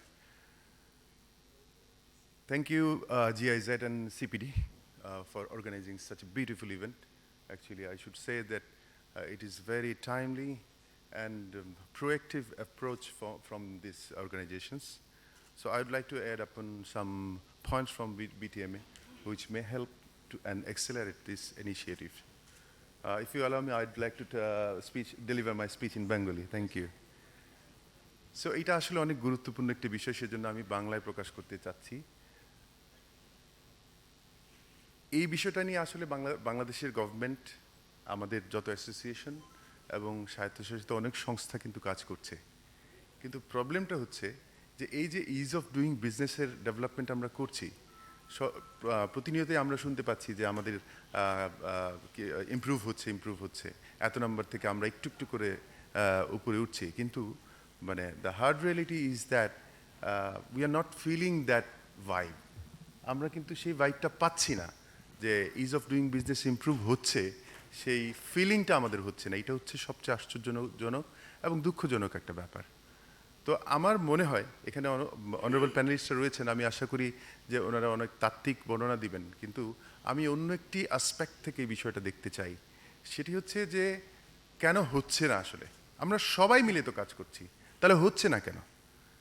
আমার কাছে মনে হয় যে এখানে একটা পারসেপশনের একটা ব্যাপার রয়েছে। দুটো পক্ষেরই একটা পারসেপশন পরিবর্তন দরকার, একটা মাইন্ডসেট পরিবর্তন দরকার। যেমনটি আমাদের মঞ্জুর ভাই বললেন যে আমাদেরকে ট্রাস্ট করেন, আমরা বাঙালি, বাংলাদেশি, আমরাও এই দেশটাকে ভালোবাসি। এইটা একটা বিষয়। সরকারের যারা বডি রয়েছেন, রেগুলেটরি অথরিটি রয়েছেন, তাদের এই বিশেষ বিষয়টাকে গুরুত্ব দিতে হবে যে আমরাও এই দেশের জন্য কাজ করছি। সব জায়গায় কিন্তু আমাদেরকে শুধুমাত্র দোষারোপ করলে হবে না। এদেশের উন্নয়নে ব্যবসায়ীদের ভূমিকাকে কখনোই খাটো করে দেখার কোনো সুযোগ নেই এই দেশের জন্মলগ্ন থেকে। তেমনিভাবে আমি আমার লুপহোলসগুলো খুঁজে বের করতে চাই। আমাদের সেক্টরিয়াল আমরা কেন পারছি না এখানে কন্ট্রিবিউট করতে? আমার মনে হয় যে আমরা যারা এন্টারপ্রেনার রয়েছি আমরাও কিন্তু কমপ্লায়েন্সের দিক থেকে ততটা আমরা কগনিজেন্সে নিচ্ছি না যে এই বিষয়গুলিকে কীভাবে ইমপ্রুভ করা যায়। আমরা যেন তেনভাবে কিন্তু আমরা সার্টিফিকেশন পেয়ে যাওয়ার চেষ্টা করছি। আমি মনে করি সকলেরই এই বিষয়টাতে যত্নশীল হওয়া উচিত, আদারওয়াইজ কিন্তু এই জিনিসটা এগোবে না। আমি যখন আসছিলাম অন দ্য ওয়ে টু ওয়েস্টিন, তখন আমি লাইভে কানেক্টেড ছিলাম। আমি শুনছিলাম যে এই ওয়েব পোর্টাল থেকে কী ধরনের ফ্যাসিলিটেট করা হবে। আমার মনে হয় যে এটা খুবই গুরুত্বপূর্ণ একটি বিষয়। আমি মনে করি সিমিলার সর্ট অফ সার্ভিস কিন্তু আমাদের বেশ কিছু অর্গানাইজেশনও রয়েছে। আমি চাই না যে সেই সমস্ত এফোর্টের মতো এই এফোর্টটা মুখ থুবড়ে পড়ুক। সেজন্য সবাইকে সবাইকে ইনক্লুড করা উচিত এই পার্টিকুলার সাবজেক্টে, যে কী করে আমরা এখানে ইমপ্রুভ করতে পারি। Last but not the least, আমি একটা কথা বলে শেষ করতে চাই, সেটি হচ্ছে এই বাংলাদেশের প্রধান শক্তি বলে আমরা যেটা মনে করি সেটি হচ্ছে this is not cheap gas, this is not cheap labour. আমি মনে করি এন্টারপ্রেনারদের কারেজ, এত প্রতিকূলতার মধ্যে, এত ঝঞ্ঝার মধ্যে একটা এন্টারপ্রেনার এগিয়ে আসে। 19% ইন্টারেস্ট রেট ছিল যখন আমি বিজনেসে এন্টার করি, তখন আমার এক ফরেন সাপ্লায়ার বলছিল যে how you people are managing, it's amazing যে অ্যারাউন্ড 20% ব্যাঙ্ক ইন্টারেস্ট রেটে তোমরা বিজনেস করার জন্য, ইনভেস্ট করার জন্য এতটা ক্র্যাবিং তোমাদের মধ্যে আছে। তা আমি মনে করি দ্যাট ইজ আওয়ার স্ট্রেংথ, যে এত প্রতিকূলতার মধ্যেও একটা এন্টারপ্রেনার তার সর্বস্ব দিয়ে কিন্তু একটা প্রতিষ্ঠান গড়ে তোলার চেষ্টা করে। এই বিষয়টাকে কিন্তু কগনিজেন্সে নিতে হবে রেগুলেটরি অথরিটি যারা রয়েছেন এবং সমস্ত স্টেক হোল্ডারদেরকে। আজকে যদি আমরা দেখি বাংলাদেশের এই শিল্প উন্নয়নে যারা করেছেন তাদের সবারই কিন্তু একটা স্ট্রাগলিং পাস্ট রয়েছে। অনেকে মার্চেন্ডাইজার থেকে ছোট চাকরি করতেন, সেখান থেকে একটু সঞ্চয় করে কিন্তু ওনারা এই ধরনের প্রতিষ্ঠান গড়ে তুলেছেন। আমি হাজারো এরকম উদাহরণ দিতে পারবো। কিন্তু আজকের বাস্তবতায় শুধু যদি, যেমনটি আমাদের মঞ্জুর ভাই বললেন যে শুধুমাত্র সার্টিফিকেশনে আপনার কত টাকা যায়, সেই বিষয়টা একটু খেয়াল রাখা দরকার। অফিসিয়ালি তো একটা আছেই, অফিসিয়াল ব্যাপারটা তো মানে এটা নোটিস করার মতোই না। এর পিছনে যেই খরচ এক্সপেন্ডিচারগুলো রয়েছে সেই বিষয়গুলো কিন্তু কখনোই একটা নতুন এন্টারপ্রেনারের জন্য কখনোই ফিজিবল না, অথবা সে অ্যাফোর্ড করতে পারবে না যে সে নতুন বিজনেস অথবা একটা প্রতিষ্ঠান দাঁড় করানোর জন্য। তো আমি ইন ডেপথ অ্যানালাইসিসে গেলাম না, অথবা সার্টিফিকেশনে কোথায় কোন প্রবলেমগুলো রয়েছে সেই জায়গাটুকু গেলাম না। আমি জাস্ট একটা মাইন্ডসেট ক্রিয়েট করার জন্য যে বিষয়টা খুবই জরুরি সেই জিনিসটা বলছিলাম। আমরা অনেক সময় বলতে শুনি আমাদের বিজনেস লিডাররা আবেগে বলে থাকেন, অভিমানে বলে থাকেন, রাগে বলে থাকেন। সেদিন হাতেম ভাইকে বলতে শুনছিলাম যে বাংলাদেশের ব্যবসার অন্যতম বাধা হচ্ছে NBR. So these are the statement sometime we had to deliver. So আমরা চাই না সেই সমস্ত বিষয় শুনতে, আমরা চাই উইন উইন সিচুয়েশনে এই দেশটা আমাদের সকলের মনে করে এগিয়ে নিয়ে যেতে। ধন্যবাদ। Thank you very much. আসসালামু আলাইকুম। Thank you, Mr. Abdullah Mamun. You definitely pointed out one important issue, is that the mindset issue. I think that is very important to take into cognizance, that the government, particularly the public authorities, need to understand how difficult the situation is to run a business and to make it operative as well as to make it profitable. It's not so easy, particularly in a context of Bangladesh, where lots of limitations and lots of constraints are there. So he actually raised that issue of improving a business relationship, improving a relationship between different government entities with the business leaders as well as with the businessmen and business associations. And thank you for your deliberations. At this moment, let me invite the Director FBCCI, Mr. Soyed Muazzam Hussain, to say something. We also expect from you that FBCCI will also link this website in FBCCI's main web page.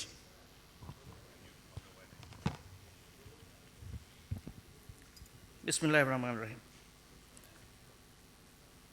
আমি খুবই ভাগ্যবান যে আজকে, because আজকে FBCCI president সাহেব আসতে পারেননি, কারণ ওনার আরেকটা কাজ ছিল। So he sent me here. So it is a great opportunity for me at least today I learned a lot of things. আজকে বাংলাদেশে যারা ব্যবসা করতে আমরা আসছি, we are a little bit fortunate because a lot of information in front of us. And আজকে যে web পোর্টালটা হচ্ছে সেটা আমি মনে করি আরও ইজ আ বিজনেস আমাদের জন্য হবে, how to make industry, how to make a business in this country. আমাদের সময় যখন আমরা ব্যবসা শুরু করেছিলাম, ডোর টু ডোর গিয়ে এক একটা অফিসে গিয়ে এক একটা জিনিস শিখতাম। আপনি এখান থেকে ওখানে যান, ওখান থেকে ওখানে যান, ওখান থেকে ওখানে যান, এখানে পয়সা দেন, ওখানে পয়সা দেন, ওখানে পয়সা দেন, তাহলে আপনার কাজটা হবে। To start a business in this country, it takes a long, long time. Sometimes আমি দেখেছি যে এখানে কোনো একটা ইন্ডাস্ট্রি করতে গেলে বছরকে বছর লেগে যাচ্ছে, but he could not start the business. এখনও ডিফিকাল্ট হচ্ছে, ব্যবসা ইন্ডাস্ট্রি শুরু করে দিয়েছে কিন্তু আমরা গ্যাস পাচ্ছি না, আমাদের বছরকে বছর ঘুরতে হচ্ছে। আমার ব্যাংকের লোনের টাকা বাড়ছে কিন্তু আমি গ্যাস কানেকশন না পেয়ে we are making a huge loss. Who will bear this loss? দেশ কখনো, মানে সরকার কখনো চিন্তা করেছে কি এটা? Why you given me the permission আমি স্টার্ট করবো বিজনেস? যাকে অনেক সমস্যা আছে, I must thanks to the keynote speaker given me a detail information about the starting of the business. এবং এই ধরনের পোর্টাল যদি আমাদের কাছে সামনে থাকে, এই প্রজন্মের ব্যবসায়ীদের জন্য it will be very easy to know what to do and what he needs to do. এটা আমাদের জন্য একটা বিরাট সুবিধার কাজ হয়েছে। আমি সত্যি প্রশংসার দাবিদার আজকে সিপিডি এবং জিআইজেডকে বলবো যে আপনারা এই একটি কাজ হাতে নিয়েছেন, যে কাজটা করার কথা ছিল হয় এফবিসিসিআই নেওয়াটা উচিত ছিল, যেটা আমরা ফেল করেছি। কারণ FBCCI is a apex body of the total business community of the country. আমরা সব কিছু রিপ্রেজেন্ট করি এফবিসিসিআই, কিন্তু আমরা আসলে আমি বলবো যে রিপ্রেজেন্ট করছি কিন্তু কাজের কাজটুকু আমরা ঠিকমতো এখন করতে পারছি না। Sorry for that. আমি আশা করি যে এই সিপিডি যে আজকে যে ওয়েব পোর্টালটা আমাদের সামনে নিয়ে আসলো, আমি ওনাদেরকে ধন্যবাদ দিচ্ছি এফবিসিসিআইয়ের পক্ষ থেকে, এবং এশিওর করছি এফবিসিসিআই থেকে what ever is the cooperation is needed, we are ready to do it, we are ready to gave ইট। আমরা আপনাদের পোর্টালের সাথে অবশ্যই অংশীদারিত্ব নেব। আমাদের যতগুলো অ্যাসোসিয়েশন আছে will disseminate this information to all of our associations and all of our chambers, এবং সেটা আমরা চেষ্টা করবো তাদেরকে আপনাদের সাথে সম্পৃক্ত করার জন্য। স্টার্টিং দি বিজনেস সেখানে দিয়েছেন, আমি মনে করি যে এক্সিস্টিং যে বিজনেসগুলো আছে সেগুলো সবগুলো যেন এই পোর্টালের মধ্যে আসে, সেরকম একটা ব্যবস্থা আমাদেরকে নিতে হবে, সো দ্যাট একটা জায়গায় গিয়ে এন্টায়ার ইনফরমেশনগুলো আমরা পেতে পারি, what is the situation of entire business of the Bangladesh. এটার জন্য আমাদের জন্য সুবিধা হয়। আমরা বাংলাদেশে যারা ব্যবসা করছি, with so many ors and nots, everywhere you are facing the difficulties. আপনারা ইজ অফ বিজনেসের কথা বলছেন, আমি বলছি যে difficult of doing business in Bangladesh. It's absolutely, it's really resilience Bangladeshi যারা যদি না হতো, এই দেশে ব্যবসায় টিকে থাকার কথা না। আপনি যে কোনো দেশের, পৃথিবীর যে কোনো দেশের ব্যবসায়ীদেরকে যদি দেখেন, তারা যেভাবে ব্যবসা করছে আর বাংলাদেশে যারা ব্যবসা করে, শুনেই অবাক, how you are doing this business. তোমরা কী করে ব্যবসা করো? তোমরা যে কোনো কাজের জন্য এখান থেকে সেখানে যাও, তার 3 ঘন্টা লাগে, 3.5 ঘন্টা লেগেছে উত্তরা থেকে এখানে আসতে। How can you really do the business? এই ক্যালকুলেশনটা আজ পর্যন্ত হয় নাই যে আমরা কত সময় এবং আমাদের কত ক্ষতি হচ্ছে এই আমাদের কমিউনিকেশন সিস্টেমের জন্য। We are talking about the digital Bangladesh. Really আমরা কি ডিজিটাল বাংলাদেশ করতে পেরেছি? বিজিএমই ডিজিটালাইজেশন করছে তার ওয়েবসাইটকে, বিকেএমই করছে ওয়েবসাইটকে। আমরা কি সে আমাদের 990টা অ্যাসোসিয়েশনকে ডিজিটালাইজ করতে পেরেছি? পারি নাই। আমরা কি আমাদের সরকারি অফিসগুলোকে ডিজিটালাইজ করতে পেরেছি? পারি নাই। আমরা বলছি যে আমরা খালি এক্সপোর্ট অফ দি ডিজিটাল বাংলাদেশের খালি আমরা খালি মানে আমরা খালি বিদেশের থেকে রপ্তানি করব আমাদের আইটি সেক্টর থেকে। কিন্তু কেন বাংলাদেশিগুলো আগে করেন না রে ভাই? Make Bangladesh digital and then you can get the benefit. আমাদের বাইরে যেতে হবে না। It's a huge country. আমাদের দেশে এই 16 কোটির লোক না 16.5 কোটি বলে। আমি 2008 সালে যখন নির্বাচন হচ্ছিল তখন বললো যে 16 কোটি বাঙালি, 16 কোটি দেশের মানুষের জন্যে আমরা এই করব সেই করব। আজকেও যখন নেতারা বলে 16 কোটি বাংলাদেশ, 16 কোটির দেশ বাংলাদেশ, এটা অবাক করার মতো না? স্ট্যাটিস্টিক্স বলতেছে 16 কোটি 56 লক্ষ না কত, বিশ্বাসযোগ্য? 14 বছরে গিয়ে 16 কোটির থেকে মাত্র 50 লক্ষ লোক বেড়েছে। এখন প্রপার ইনফরমেশন যদি না থাকে, how can you make the budget, how can you make the plan? আমি বাজেট করছি যে 16 কোটি লোকের জন্য তেল খাবে 16 লক্ষ টন, কিন্তু আসলে যদি 20 লক্ষ লোক হয় তাহলে সেখানে কত তেল দরকার আমার কাছে ইনফরমেশন নেই। আজকে যে পোর্টালটা আছে, যেটা আজকে উদ্বোধন করছেন, আমি শুধু, আপনারা সব ইনফরমেশন দিয়েছেন, এটা সাকসেসফুল তখন হবে আমরা যারা এটার অংশীদারিত্ব হবে, আমরা যেন প্রপার ইনফরমেশনগুলো সেখানে দিই। বাংলাদেশে যদি একটা লোককে যদি জিজ্ঞাসা করেন এই ইনফরমেশনটা দরকার, একটা ফ্যাক্টরিকে যদি বলেন আপনাকে লাভ করছে না লস করছে না, বলবেন না আরে ভাই আমার তো লস হচ্ছে খালি, আসলে সে মেক প্রফিট। এই ইনফরমেশন দিতে চায় না।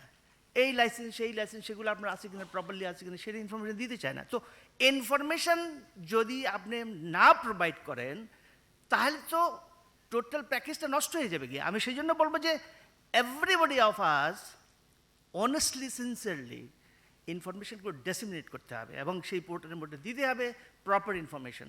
আমার লোক আছে 1000 জন, আমি কখনো দেখাচ্ছি 1500 জন, কখনো দেখাচ্ছি 800 জন, সুবিধা মতো অবস্থাতে, তাহলে তো হবে না। তো সেই জন্য বলছি যে ইনফরমেশনগুলো প্রপারলি দিতে হবে, সেই ইনফরমেশন আমাদের দরকার। আর আজকে বাংলাদেশে সরকারি অফিসারদেরকে যদি ঠিক না করতে পারেন তাহলে আর যত কাজই করি না কেন ডিফিকাল্ট হবে। আমি একটা এক্সাম্পল দিচ্ছি আপনাদেরকে। Bond commissioner is my friend. আমি বন্ডের জন্য গেলাম, আমার নিচের অফিসাররা বলে বন্ড কমিশনার আপনার ফ্রেন্ড হতে পারে, we are not your friend. Bond কমিশনের ভাগটা আপনি দিবেন না, বাকিগুলো আমাদেরকে দিয়ে দেন। দিস ইজ বন্ড কমিশন ডেকে বললো he is my friend, please do this, এটা তাড়াতাড়ি করে দেয় তার বন্ডটা। ওরা ডেকে নিয়ে আমাকে বলে যে বন্ড কমিশন আপনার বন্ধু হতে পারে, কিন্তু আমরা তো আপনার বন্ধু না, আমাদের পয়সাটা আমাদেরকে দেন, বন্ড কমিশনটা আপনি দিবেন না। অবশ্যই they are very honest, I must appreciate this things. এই অনেস্টি আমাদের কিন্তু সব জায়গায় বর্তমান। আমরা এরকম পরিস্থিতির শিকার সব জায়গায় হচ্ছি। আমাকে মাঝে মাঝে বলে যে আপনার তো অনেক কানেকশন আছে, আপনি এনবিআর চেয়ারম্যানকে যে বলেন না এই প্রবলেমটা সলভ করার জন্যে। আমি যখন এনবিআর চেয়ারম্যানের কাছে গেলাম তখন বলতে আপনি তো এনবিআর চেয়ারম্যানের কাছে গেছেন, দিস ইজ দ্য রুলস, সব রুলস তুলে ধরে যাতে আমি আটকা পড়ি। অতএব উপরে গেলে তদবির করার কোনো স্কোপ নাই, আপনাকে নিচের দিকে সেই কাজগুলো যা যেখানে দরকার সেখানে হবে। আমি একবার হাতেমকে নিয়ে ইয়েতে গেছিলাম, ওই যে কিনা এনবিআরে, তো সব ঠিক আছে। পরে শুনলাম যে আমাকে বলতেছে আপনি তো হাতেম সাহেবকে নিয়ে আসছেন, বিজিএমের কত কত বড় বড় কোম্পানি, তারা কত ঘুষ দিয়ে গেছে এখানে বলেন, তারা দিতে পারে আপনি দিবেন না কেন? আমার আর তার অ্যাক্টিভিটিসটা খারাপ হয়ে গেল। মানে দেখেন তদবির করে কী ক্ষতি হয়েছে আমাদের। আমি চাই বাংলাদেশে এই যে এত ডিফিকাল্টস অ্যান্ড অর্স অ্যান্ড নটসের মধ্যেও বাংলাদেশিরা আজকে ব্যবসা পর্যায়ে যে পর্যায়ে আমরা নিয়ে এসেছি অ্যাপ্রিসিয়েট করতে হবে। I must really congratulate this businessman of the country. তারা এই দেশটাকে আজকে এই পর্যায়ে নিয়ে এসছে সমস্ত বাধা বিপত্তি অতিক্রম করে। পৃথিবীতে আপনি যদি দেখেন আজকে যেরকম বিপদে আছে সারা পৃথিবী, বাট স্টিল বাংলাদেশে I must say business wise বলে সমস্ত কিছুতে এখনও আন্ডার দি কন্ট্রোল। এটা আছে কীভাবে? এই বিজনেসম্যানগুলোর কারণে। তারা সত্যি সত্যি এই দেশের ব্যবসায়ীরা এত রকমের কষ্ট করে ব্যবসা করতেছে, এটা কিন্তু অ্যাপ্রিসিয়েট করতে চায় না দেশের জনগণ। আবার সরকারও অ্যাপ্রিসিয়েট করতে চায় না। সরকারের জায়গা থেকে তারা বলে যে এরা তো সবই 2 নম্বর কাজ করতেছে, ওরা এই করতেছে সে করতেছে। আমরা সব বড় বড় গাড়ি চালাই, তাইলে এরা লস করে কেমনি? গাড়ি তো চালাচ্ছে ঠিকই, হ্যাঁ গাড়ি চালাচ্ছে, প্রয়োজনে গাড়ি চালাচ্ছে ঠিকই আছে। দেশের মানুষও বলে ব্যবসায়ীরা চোর। সত্যি সত্যি ব্যবসা করে আসে মনে চোর হয়ে গেলাম গিয়া। আজকে আপনাদের সমস্ত একটা সামান্যতম কোনো দ্রব্যের দাম যদি বেড়ে যায় সিন্ডিকেট করে ফেলেছি। This is the information. But what is the reality? Nobody is looking this things. Syndicate সব জায়গায় ইজ নট দ্য সিন্ডিকেট। সেদিন আমাদের কৃষিমন্ত্রীর কাছে গিয়েছিলাম যে আলুর অবস্থা খুব খারাপ, তো উনি আমাদেরকে বলতেছে আপনারা একটা কাজ করেন না, আপনার তো সিন্ডিকেট দিয়ে দাম বাড়াতে পারেন, আলুর দামটা সিন্ডিকেট করে বাড়াই দেন। উনি বলতেছে আলুর দামটা সিন্ডিকেট করে বাড়িয়ে দেন, যেমন ডিমের দাম সিন্ডিকেট করে বাড়িয়েছেন। সো এই যে অবস্থাটা, always syndicate is not applicable. Syndicate হচ্ছে কিছু, it is no doubt. Please আমাদেরকে দোষারোপ করবেন না। আমি আরেকটা জিনিস আপনাদেরকে বলি, এফবিসিসিআই আমাদের সমস্ত বিজনেস, ট্রেড অ্যান্ড কমার্সের জন্য রিপ্রেজেন্ট করছি। আমাদের অনেক অ্যাক্টিভিটিস আছে, আমরা সবগুলো যে করতে পারছি তা না, স্বীকার করছি, আমরা অস্বীকার করি না। তবে কিছু কিছু ক্ষেত্রে এফবিসিসিআই গত 4 বছর তেমন কাজ করতে পারেনি, তবে এখন আমরা চেষ্টা করছি সমস্ত কিছুতে আমাদের কাজ করার জন্যে। আপনারা জানেন বিজিএমই, বিকেএমই কমপ্লায়েন্স ইন্ডাস্ট্রিগুলো সবগুলো কমপ্লায়েন্স করে ফেলছে, 2-4টা এখনও বাকি আছে। But what ever the other industries compliance না। সজীব ফুড যখন অনেক লোক মারা গেল, তখন আমাদের টনক নড়লো, খালি বিজিএমই বিকেএমই দিকে তাকালে হবে? What are the other factories? So prime minister নির্দেশ দিলেন যে আদার ফ্যাক্টরিজ অলসো ফায়ার সেফটির ব্যাপারে কাজ করতে হবে। And FBCCI taken the responsibility, entire কান্ট্রির সমস্ত ইন্ডাস্ট্রিগুলোর জন্য দায়িত্ব নিয়েছি আমরা, with the cooperation of the government, also under the advice of the আমাদের বিডা। আমরা এই দায়িত্বটা নিয়েছি, আমাদের সাথে বিজিএমই, বিকেএমই, বিটিএমই, এমসিসি সবাই আছে। আমরা রেসপন্সিবিলিটি নিয়েছি যে এন্টায়ার বাংলাদেশকে ফায়ার সেফটি কমপ্লায়েন্ট করব, এবং সেই হিসেবে কাজ করছি। আজকে 2 দিন পর্যন্ত আমাদের ওয়ার্কশপ চলতেছে। We are giving the training to many peoples, to many industries. আমরা তাদেরকে ট্রেনিং দিচ্ছি, এবং তারা ট্রেনিং দিচ্ছি তারা যেন ট্রেনার হইতে পারে সমস্ত জায়গাতে গিয়ে। So these are the things we are doing. We are also trying এফবিসিসিআইকে সক্ষমতা বাড়ানোর জন্য।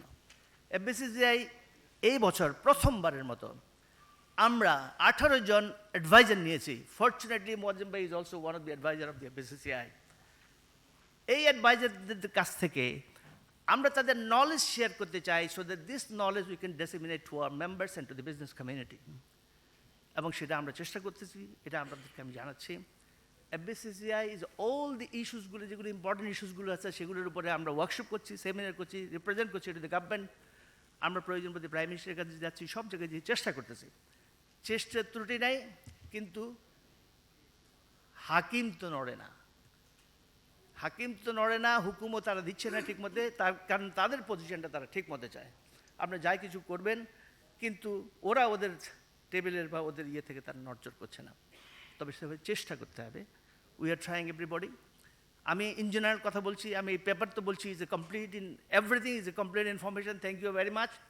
তবে সকলকে যদি আমরা এই পোর্টালটাকে যদি এনরিচ করতে চাই, এনরিচ যদি করি, the future generation will be benefited, existing আমরা যারা ব্যবসা করছি উইল বি বেনিফিটেড, অ্যান্ড আমাদের internationally whenever anybody in this world তারা যদি বাংলাদেশকে জানতে চায় এই ইন্ডাস্ট্রিটার খবরটা কি, কোথায় আছে, কি করে, তার স্ট্যাটাসটা কি। This is the global world now. আমরা গ্লোবালি ব্যবসা করছি এখন। এই গ্লোবাল ওয়ার্ল্ডে ইনফরমেশন যদি আপনার না থাকে, আপনার কাছে কেউ আসবে না।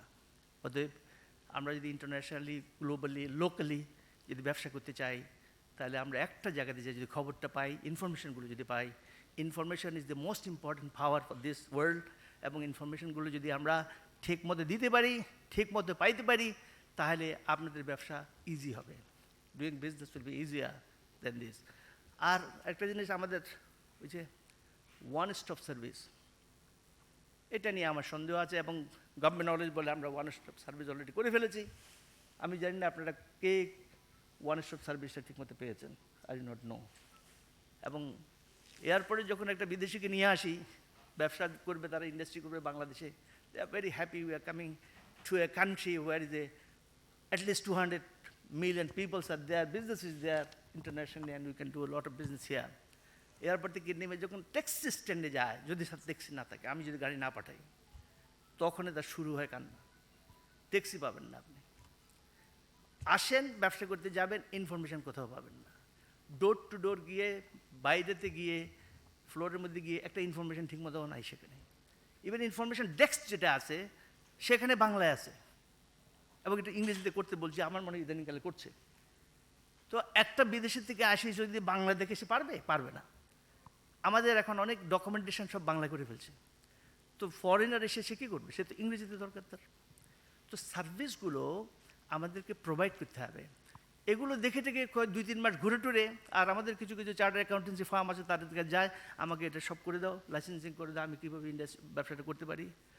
ওরাও তাকে এখানে লাগবে, ওখানে লাগবে, ওখানে লাগবে দেখাতে দেখাতে শেষ পর্যন্ত 3 মাস 6 মাস ঘুরে টুরে ব্যাক টু দি প্যাভিলিয়ন। অনেকে বলে how you are doing the business in Bangladesh, আমরা এগুলোর থেকে কীভাবে নিস্তার পাবো সেইটা আমাদেরকে দরকার। আজকে কিছুক্ষণ আগে বলছিল যে আমাদের সরকারি অফিসের কেন আজকে এখানে নাই, কারণ যারা আসলে আমাদের এই কাজগুলোর সাথে সহযোগিতা করবে তাদের দরকার। আমরা সেমিনার সিম্পোজিয়াম, হাজারো সেমিনার সিম্পোজিয়াম করছি, এফবিসিসি করছে, আমার মেট্রোপলিটন চেম্বার করছে, ঢাকা চেম্বার করছে। ঢাকা চেম্বার গত বছর আমার মনে হয় প্রায় 25টা না 27টা সেমিনার করছে। তো সেমিনার করে কি হবে? সেমিনারে আমি রিকমেন্ডেশনটা কখনো পাঠাই না, মানে মন্ত্রী তো আমার সামনে আছে, তো মন্ত্রী করে ফেলবে সব, মন্ত্রী কোনো কিছু করে না আসলে। এই জন্য আমাদের দরকার ডেস্ক অফিসারদেরকে আনতে হবে, সেই জন্য আমাদের ডেস্ক অফিসার আমাদের কাজে লাগবে। আমি আসলে অনেক কিছু বললাম, সময় খুবই কম। এই আমার এই এক্সটেম্পো বক্তৃতা আপনি বলতে পারেন।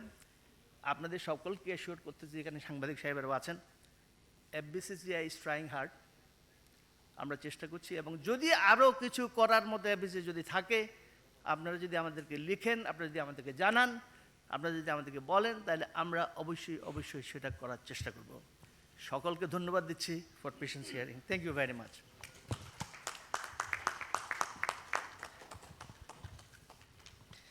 আমি বিশেষভাবে ধন্যবাদ জানাচ্ছি সৈয়দ মোয়াজ্জেম হোসেন, ডিরেক্টর এফবিসিসিআই। তিনি স্বগতোক্তির মতো করে অনেকগুলো সত্য কথা, যেটাকে সত্য ভাষণ বলা যেতে পারে, আমরা সেগুলো শুনলাম। আসলেও ব্যবসায়ীদের পিছনে যে কত রকমের পেইন থাকে সেগুলো আসলে সামনে আসে না, সেই জিনিসগুলোই মাঝে মাঝে বেরিয়ে আসে। So that we have heard from mister Syed Moazzem Hossain. At this moment, let me invite Mr. Mohammad Hatem, Executive President, Bangladesh Knitwear Manufacturers and Exporters Association, BKMEA. Hatem bhai also invited CPD to make a brief presentation on this website, and we have made it. And I hope that BKMEA will soon take a decision to link this website in their webpage. Over to you, Hatem bhai. Bismillahir Rahmanir Rahim. Honorable Chair of this session, Dr. Khandagar Ghulam Moazzem, my colleagues from the business community in the dais, sitting in the dais, another guest from GIZ, Mr. Michael Claude, and Bill Chairperson, distinguished guest, ladies and gentlemen, and friends from the media group. Assalamu alaikum to everybody and good afternoon. First of all, I like to express my gratitude and heartfelt thanks to CPD and also GIZ, because from the very beginning, since long time, we have seen GIZ have been involved all of the good initiative taken in the business sector in Bangladesh since long time. And GIZ also, CPD, last few years, lot of initiative they have taken. So I like to express our thanks from our business community. উপস্থিত বন্ধুরা, আমি CPD এবং জিআইজেডের উদ্যোগে যে initiative নেওয়া হয়েছে এটাকে appreciate করছি, যে এটা অত্যন্ত ভালো একটা উদ্যোগ এবং এটা অনেক আগেই এই ধরনের উদ্যোগ প্রয়োজন ছিল। এই উদ্যোগের সাথে ডেফিনেটলি আমরা বিজনেস কমিউনিটি, যেটা মোয়াজ্জেম ভাই বলে গেলেন, যে বাংলাদেশের সবগুলি অ্যাসোসিয়েশনই, সবগুলি ট্রেড বডি বা চেম্বার এফবিসিসির মাধ্যমে তাদের মেম্বার বডিগুলিকেও নির্দেশনা দিয়ে দিলে যে এই লিঙ্কটা প্রত্যেকের ইয়েতে দিলেই কিন্তু আমার মনে হয় সারা বাংলাদেশে সব মানে স্টার্ট আপ যারা বিজনেস করবে তারা সবাই পেয়ে যাবে। আমার মনে হয় এটা এফবিসিসি এটা উদ্যোগটা নিতে পারে। তো বিফোর দ্যাট আমি এখানে আরও একটু সংযোজন করব, যে যদিও আমরা বিকিমিতে বসেছিলাম, যে প্রথমে যে তালিকাটা থাকবে, প্রিয়ন্তী আমি বলছি যে এখানে এই তালিকার মধ্যে ঢুকলে পরে প্রথম দেখবে যে একটা বিজনেস স্টার্ট করতে গেলে কি কি ডকুমেন্টেশন আমাদের প্রয়োজন, সেই ডকুমেন্টেশনের একটা সিরিয়াল থাকতে হবে। যেমন এখানে ট্রেড লাইসেন্সটা আছে অনেক পরে, আগে আছে আইআরসি, ইআরসি, আইআরসিগুলি। প্রথমেই ট্রেড লাইসেন্স মানে ক্রনোলজিক্যালি এটা দিতে হবে যে কোনটার পর কোনটা, তাহলে সো দ্যাট যে একজন ঢুকলে যেন বুঝতে পারে যে আমাকে আগে ট্রেড লাইসেন্সটা করতে হবে, এরপরে ওইটা করতে হবে, এরপর ওইটা করতে হবে, এটা যেন সে বুঝতে পারে। দ্বিতীয়ত হলো হাতেম ভাই সরি আপনি একটা আমরা ওইটা ওয়েবসাইটের ভিতরে আপনি যেভাবে সাজেশন দিয়েছেন ওইভাবে একটা ক্রোনোলজি দিয়ে সিকোয়েন্সিং করে আমরা ফ্লো চার্ট করে সব ডকুমেন্টগুলো দিয়ে দিয়েছি। ওকে, ধন্যবাদ। তো এইটা একটা। আর দ্বিতীয়ত হলো ওখানে আমি জানি না তাহলে কিভাবে রেখেছেন, সেখানে প্রথম থাকবে কিছু কমন লাইসেন্স যার অল যে কোনো রকমের ইন্ডাস্ট্রি, যেমন আপনার এখানে 4টা ইন্ডাস্ট্রিকে প্রায়োরিটি প্রথমে নিয়ে আসছেন, তো কমন কিছু থাকবে যেগুলি সকল ধরনের ব্যবসায়ীদের জন্য লাগবে। এরপরে যেমন আরএমজির জন্য আমাদের টেক্সটাইলের রেজিস্ট্রেশন লাগবে বা বন্ড লাইসেন্স লাগতে পারে, বা আরএমজির জন্য কোনটা লাগবে সেটার জন্য একটা এরপরে থাকবে, বা আদার্স ইন্ডাস্ট্রির জন্য কোনগুলি লাগবে সেগুলির একটা সিরিয়াল থাকতে পারে।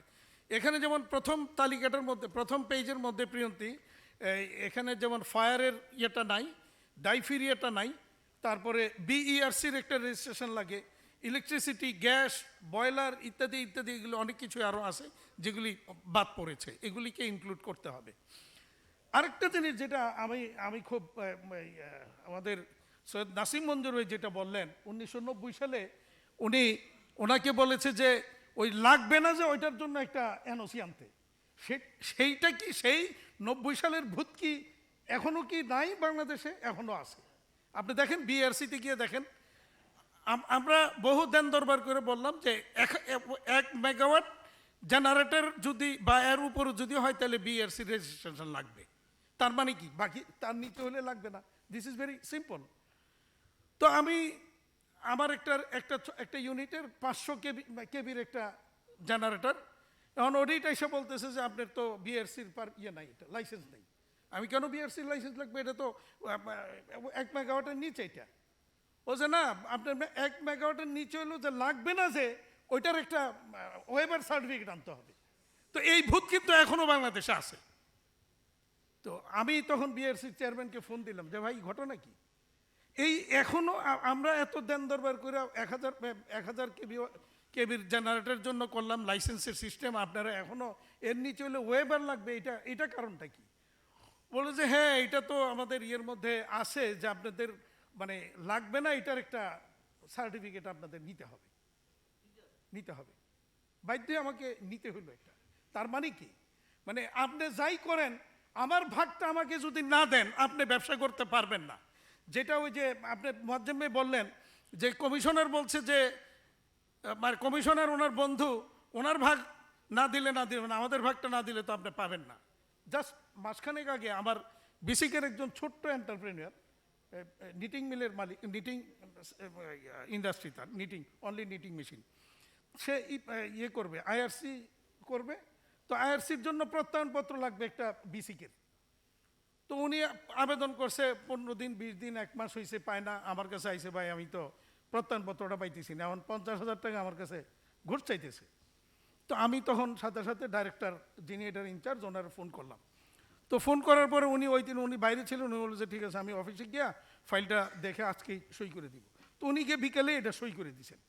তো সই করে দেওয়ার পরে পরের দিন সকালে উনি গেছে, উনি সই করে আবার আমাকে ফোন করছে যে এটা সই হয়ে গেছে, কালকে সকালে নিয়ে যেতে বলে। তো উনি পরদিন সকালে গেছে পরে ওনারা তো দেয় না। কি হলো যে ডাইরেক্টর সাহেবের ভাগ মানে আপনার প্রেসিডেন্ট সাহেব ডাইরেক্টর সাহেবের ভাগ নাইলে ফোন করে মাফ করেছে, তা আমাদেরটা তো হয় নাই, তো আমাদেরটা না দিলে পাবেন না। বাধ্য হয়ে তাকে তো কত দিতে বলে যে ডাইরেক্টর সাহেবের ভাগ 20,000 আর আমাদের 30,000, আমাদের 30,000 দিয়ে যান। ওই 30,000 দিয়ে কিন্তু তাকে আনতে হয়েছে পরে। এই হলো সিচুয়েশন। আমরা কিন্তু এগুলি থেকে রেহাই পাচ্ছি না। তো এখানে আমার মনে হয় জিআইজেড বা সিপিডি আরেকটা উদ্যোগ যদি নিতে পারে, যে বিভিন্ন ডিপার্টমেন্টের যেটা নাসিম মঞ্জুর যেটা বললেন যে ওই যে অ্যামোনিয়া ব্লু প্রিন্ট, এই ধরনের বহু কিছু এখনো মানে অনাকাঙ্ক্ষিত অনেক ডকুমেন্টেশনের প্রয়োজন তারা রেখে দিয়েছেন। তো এগুলি নিয়েও আমার মনে হয় একটু প্রত্যেকটা ডিপার্টমেন্টের সাথে একটু বসা দরকার যে আমাদের কোন কোন ডকুমেন্টসটা আসলে প্রয়োজন, কোনটা প্রয়োজন নেই। ইভেন আমি মনে করি যে এখন ওই ফিজিক্যালি কোনো কিছুই আমার দেওয়ার প্রয়োজন হয় না, যেহেতু ডিজিটাল বাংলাদেশ। আমি এনবিআর বিরুদ্ধে আমি অনেক কথা বলি, কিন্তু এনবিআর কিন্তু কিছু ভালো ভালো কাজও করে, যেটা এবার আমি তাদেরকে অ্যাপ্রিসিয়েট করি অন্তত এই কাজটার জন্য। তারা একটা উদ্যোগ নিয়েছেন যে আমরা যে ইনকাম ট্যাক্সের রিটার্ন দাখিল করলাম কিনা, 40টা খাতে কোনো কিছু করতে গেলে এই ইনকাম ট্যাক্সের রিটার্ন দাখিল হইল কিনা এটা দেখবে। এটা ভেরি গুড ইনিশিয়েটিভ, কারণ 80 লক্ষ লোকের টিন সার্টিফিকেট আছে, মাত্র 23 লক্ষ লোক রিটার্ন সাবমিট করে ট্যাক্স দেয়। বাকি লোকজন 17 কোটি মানুষের দেশে বাকি লোকজন ট্যাক্স দেয় না। এটা খুব দুর্ভাগ্যজনক। এবং আলটিমেটলি এই প্রেশারটা আমরা যেই কয়জন ওই 23 লক্ষ লোক তাদের নেটে আসি, এই কয়জনের উপরেই টোটাল প্রেশারটা থাকে। এবং যখন ঘাটতি দেখা যায় তখন কিভাবে আমাদেরকে অবৈধ উপায় হোক, অন্যায়ভাবে হোক, আমাদের উপর জুলুম অত্যাচার কিভাবে করা যায় সেটা নিয়ে ব্যস্ত হয়ে পড়ে এনবিআর তখন তাদের টার্গেট ফুলফিল করার জন্য। সুতরাং যদি এখানে 80 লক্ষ লোককেই বা আরও লোকজনকে যদি ট্যাক্স নেটের আওতায় আনা যায়, তাহলে অন্তত মানে প্রেশারটা কমবে এবং মানুষের সবার পার্টিসিপেশন আসলে সরকারের রেভিনিউ কালেকশনটা ভালো হবে। তো সেই জন্য এনবিআরের এই উদ্যোগটাকে আমি অ্যাপ্রিসিয়েট করি, যে কোনো আপনি জমি রেজিস্ট্রেশন করতে যাবেন, আপনি একটা গাড়ির রেজিস্ট্রেশন বা নবায়ন করতে যাবেন, আপনাকে মানে ওই লাগবে, ওই রিটার্ন দাখিল করলেন কিনা ট্যাক্সের, এইটার লাগবে। এবং এটা আরেকটা ভালো উদ্যোগ ওনারা করেছেন, যে আমি রিটার্ন দাখিল করেছি কিনা এইটার প্রমাণ আমাকে দিতে হবে না। প্রত্যেকের মানে যে এই 40টা ডিপার্টমেন্টের প্রত্যেকের কাছে এনবিআর লিঙ্ক দিয়ে দিয়েছে, তারা ওই লিঙ্কে ঢুকলেই আমি রিটার্ন দাখিল করলাম কিনা বা ফলস ডকুমেন্টেশন দিলাম কিনা সাথে সাথে চেক করতে পারবে। তো এই সিস্টেমটা যদি সবগুলি ডিপার্টমেন্টের সাথেই করে নেয়, তাহলে আমার এই কাগজপত্র দেওয়ার তো আর প্রয়োজন নাই, সিম্পল একটা অ্যাপ্লিকেশন হবে। আর আমার যদি আর নেসেসারি কিছু থাকে সেটা আমি দিব, বাকি সব ডকুমেন্টেশন যেগুলো ওনাদের রিকোয়ারমেন্ট এগুলো ওনারা অনলাইনে ঢুকে দেখবে যে আমার এগুলো আছে কিনা, সিম্পল, তাইলে এটা হয়ে যায়। আমার মনে হয় এই সিস্টেমটাও ডেভেলপ করার জন্য আপনি সিপিডি বা জিআইজেড এগুলো একটু উদ্যোগ আমার মনে হয় নিতে পারে।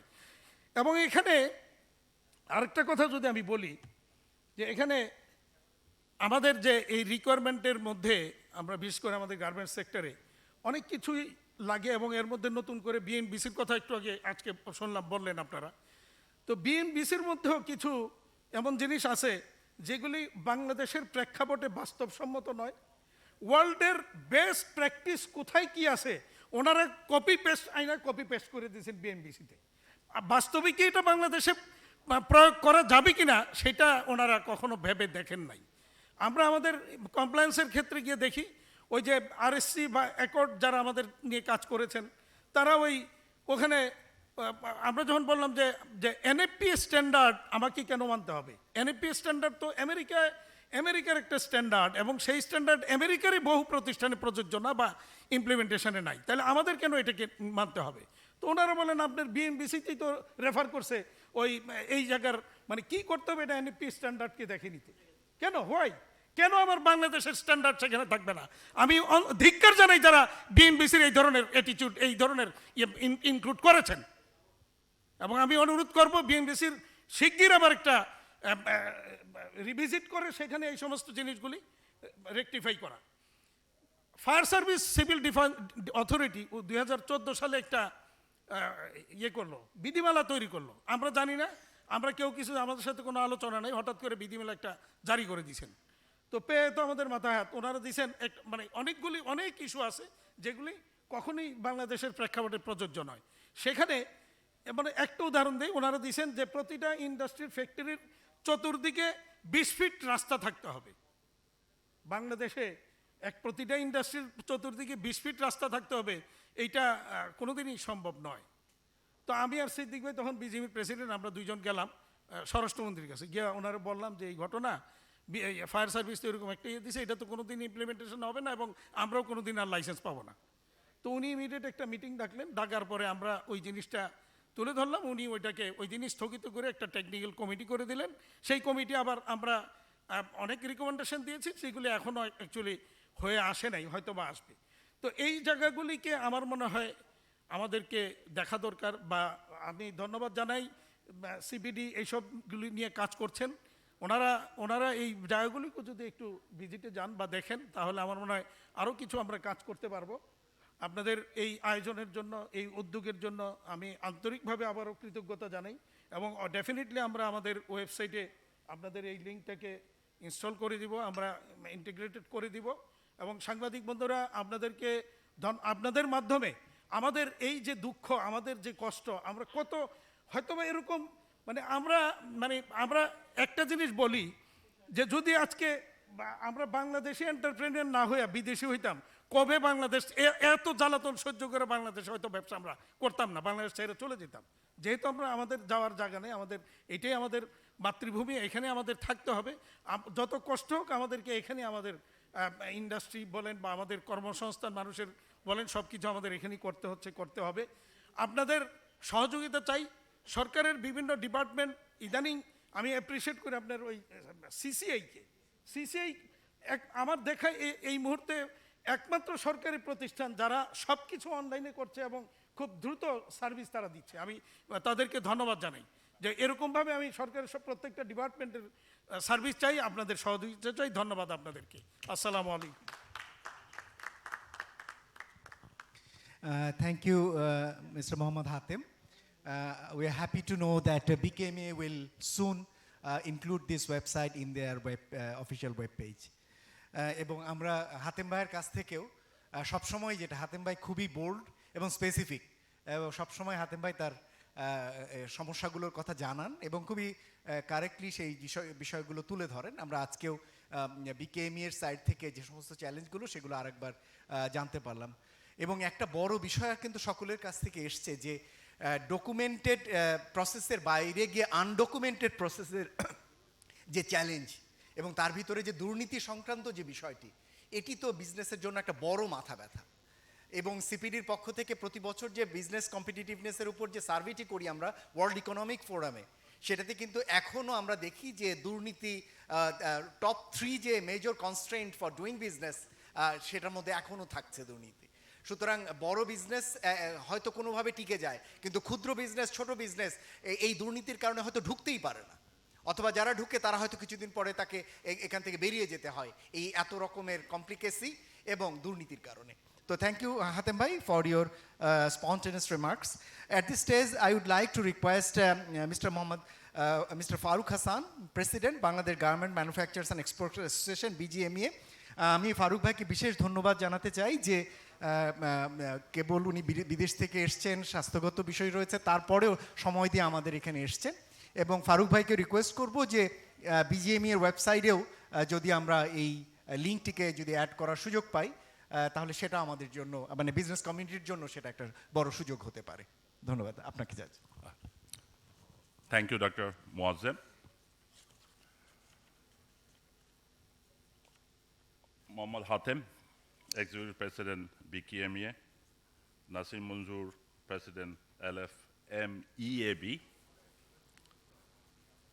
Soed Muazzam Hussain, Director, FBCI, Abdullah Al Mamun, Vice President, BTMA, Dr. Michael from GIZ, and Ms. Ferdowsa Begum from BIL.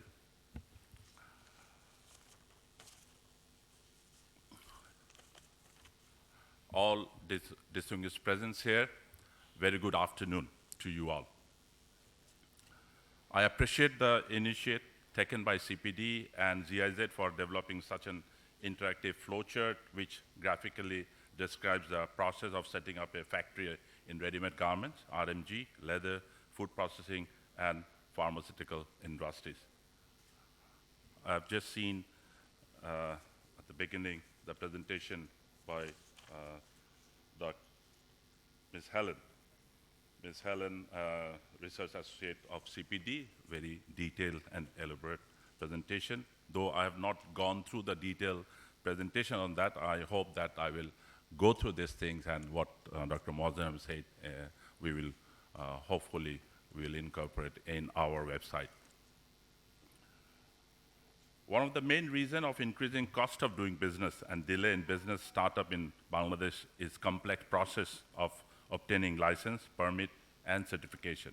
Most of the time, new entrepreneurs face problem in setting up factory or starting a new business since they do not have a clear ideas about policies, procedures, and other required certification, as well as where to go to get these certificates and license. In today's diversified business environment, entrepreneurs need right information in right time.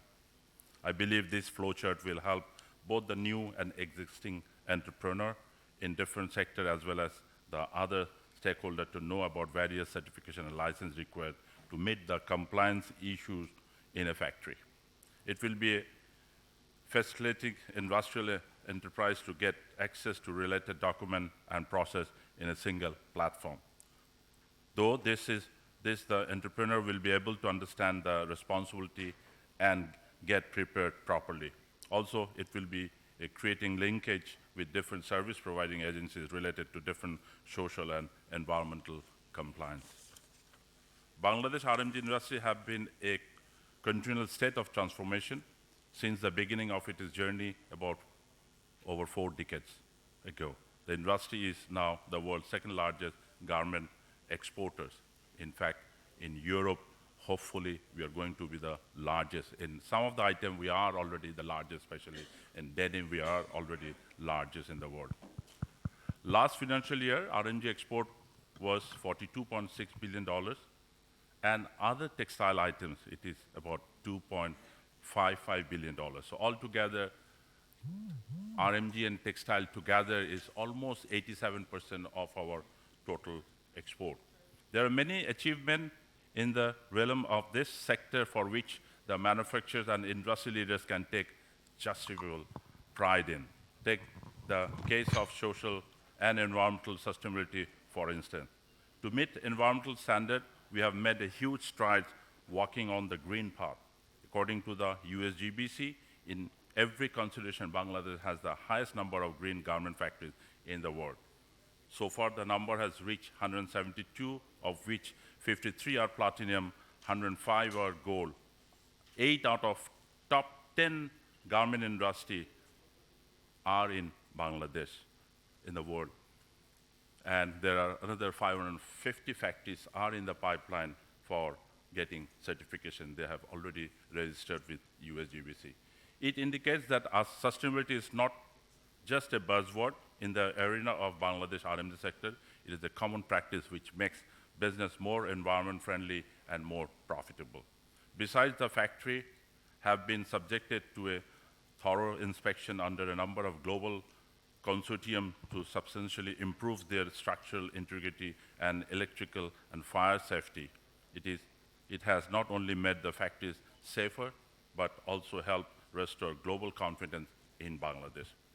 To expedite the green revolution, BGME has taken a series of initiatives under its Sustainability Vision 2030, which aims to reduce 30% carbon emission, 50% use of sustainable raw materials, and so on.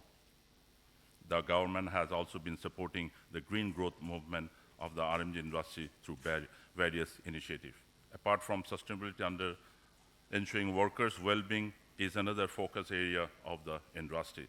Millions of underprivileged women who have been independent and self-reliant through the industry are now socially aware and active citizens. We've also created higher education opportunities for girls working in the garment factory. Currently, more than 70 young female workers are pursuing higher education in the Asian University for Women. There are many other such well-meaning initiatives. I think all these are visionary steps and will give a massive boost to the industry's sustainability momentum. Distinguished guests, as an emerging industry, the sector has a great potential, and it has already exhibited a unique strength and resilience in improving its overall business sustainability. But many more milestone achievement awaits the industry in future. Let us stay focused on tapping its full potential. We believe next 10 years will give a breakthrough to our industry in terms of diversification, innovation, and technology excellence. More investment will come, and for that, we need to ensure sustainability and transparency throughout the supply chain. We need also to take more robust approach for emerging due diligence legislation in Europe. Our government has taken significant steps in terms of ensuring 100% factory inspection, worker safety, well-being, laws and regulation, compliance and other due diligence since the tragic building collapse accident. Currently, licensing and certification are more stringent and digitalized. At the same time, capacity building of institutions are going on full swing and more need to be done. In fact, আমরা যখন এই pandemic Covid থেকে ঘুরে দাঁড়াতে শুরু করেছি তখনই কিন্তু এই রাশিয়া ইউক্রেনের এই যুদ্ধ আমাদেরকে কিন্তু আবার একটা জায়গায় নিয়ে যাচ্ছে যে আমরা গত 2 মাস আগে থেকে কিন্তু বলেছি যে আমাদের অর্ডার কম আসছে, এক্সপোর্ট সেপ্টেম্বর থেকে কমে যাবে, সেপ্টেম্বর থেকে নেগেটিভ হয়েছে, কিন্তু আরও 3 মাস আগে আমরা বলেছি। আমরা কখনোই বলি নাই জুলাইতে কমে যাবে। যখন এটা আমরা জুনে বলেছিলাম সবার বলছে যে কোথায় আপনারা বলছেন কমে যাবে, জুলাইতে তো এক্সপোর্ট বেশি। আসলে জুলাইতে এক্সপোর্ট আমরা বলি নাই যে কমে যাবে, আমরা বলেছি সেপ্টেম্বর থেকে কমবে। সেপ্টেম্বর জাস্ট 2 দিন আগে শেষ হলো, আজকে 2 তারিখ, আগামী 2-3 দিনের মধ্যেই হয়তো বা আজকেও হয়তো আমাদের এক্সপোর্ট ডাটা বের হবে, তখন বোঝা যাবে যে আমাদের এক্সপোর্ট নেগেটিভ না পজিটিভ সাইডে আছে।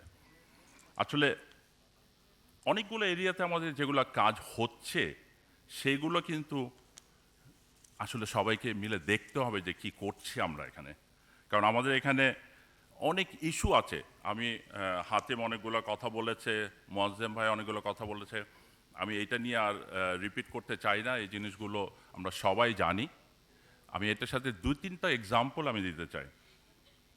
লাইক আমাদের টেক্সটাইল গার্মেন্ট ফ্যাক্টরিতে কম্পোজিট ফ্যাক্টরি আছে, তার মানে তারা নিজে ইয়ার্ন করে বা ফ্যাব্রিক নিজে তৈরি করে। সো একটা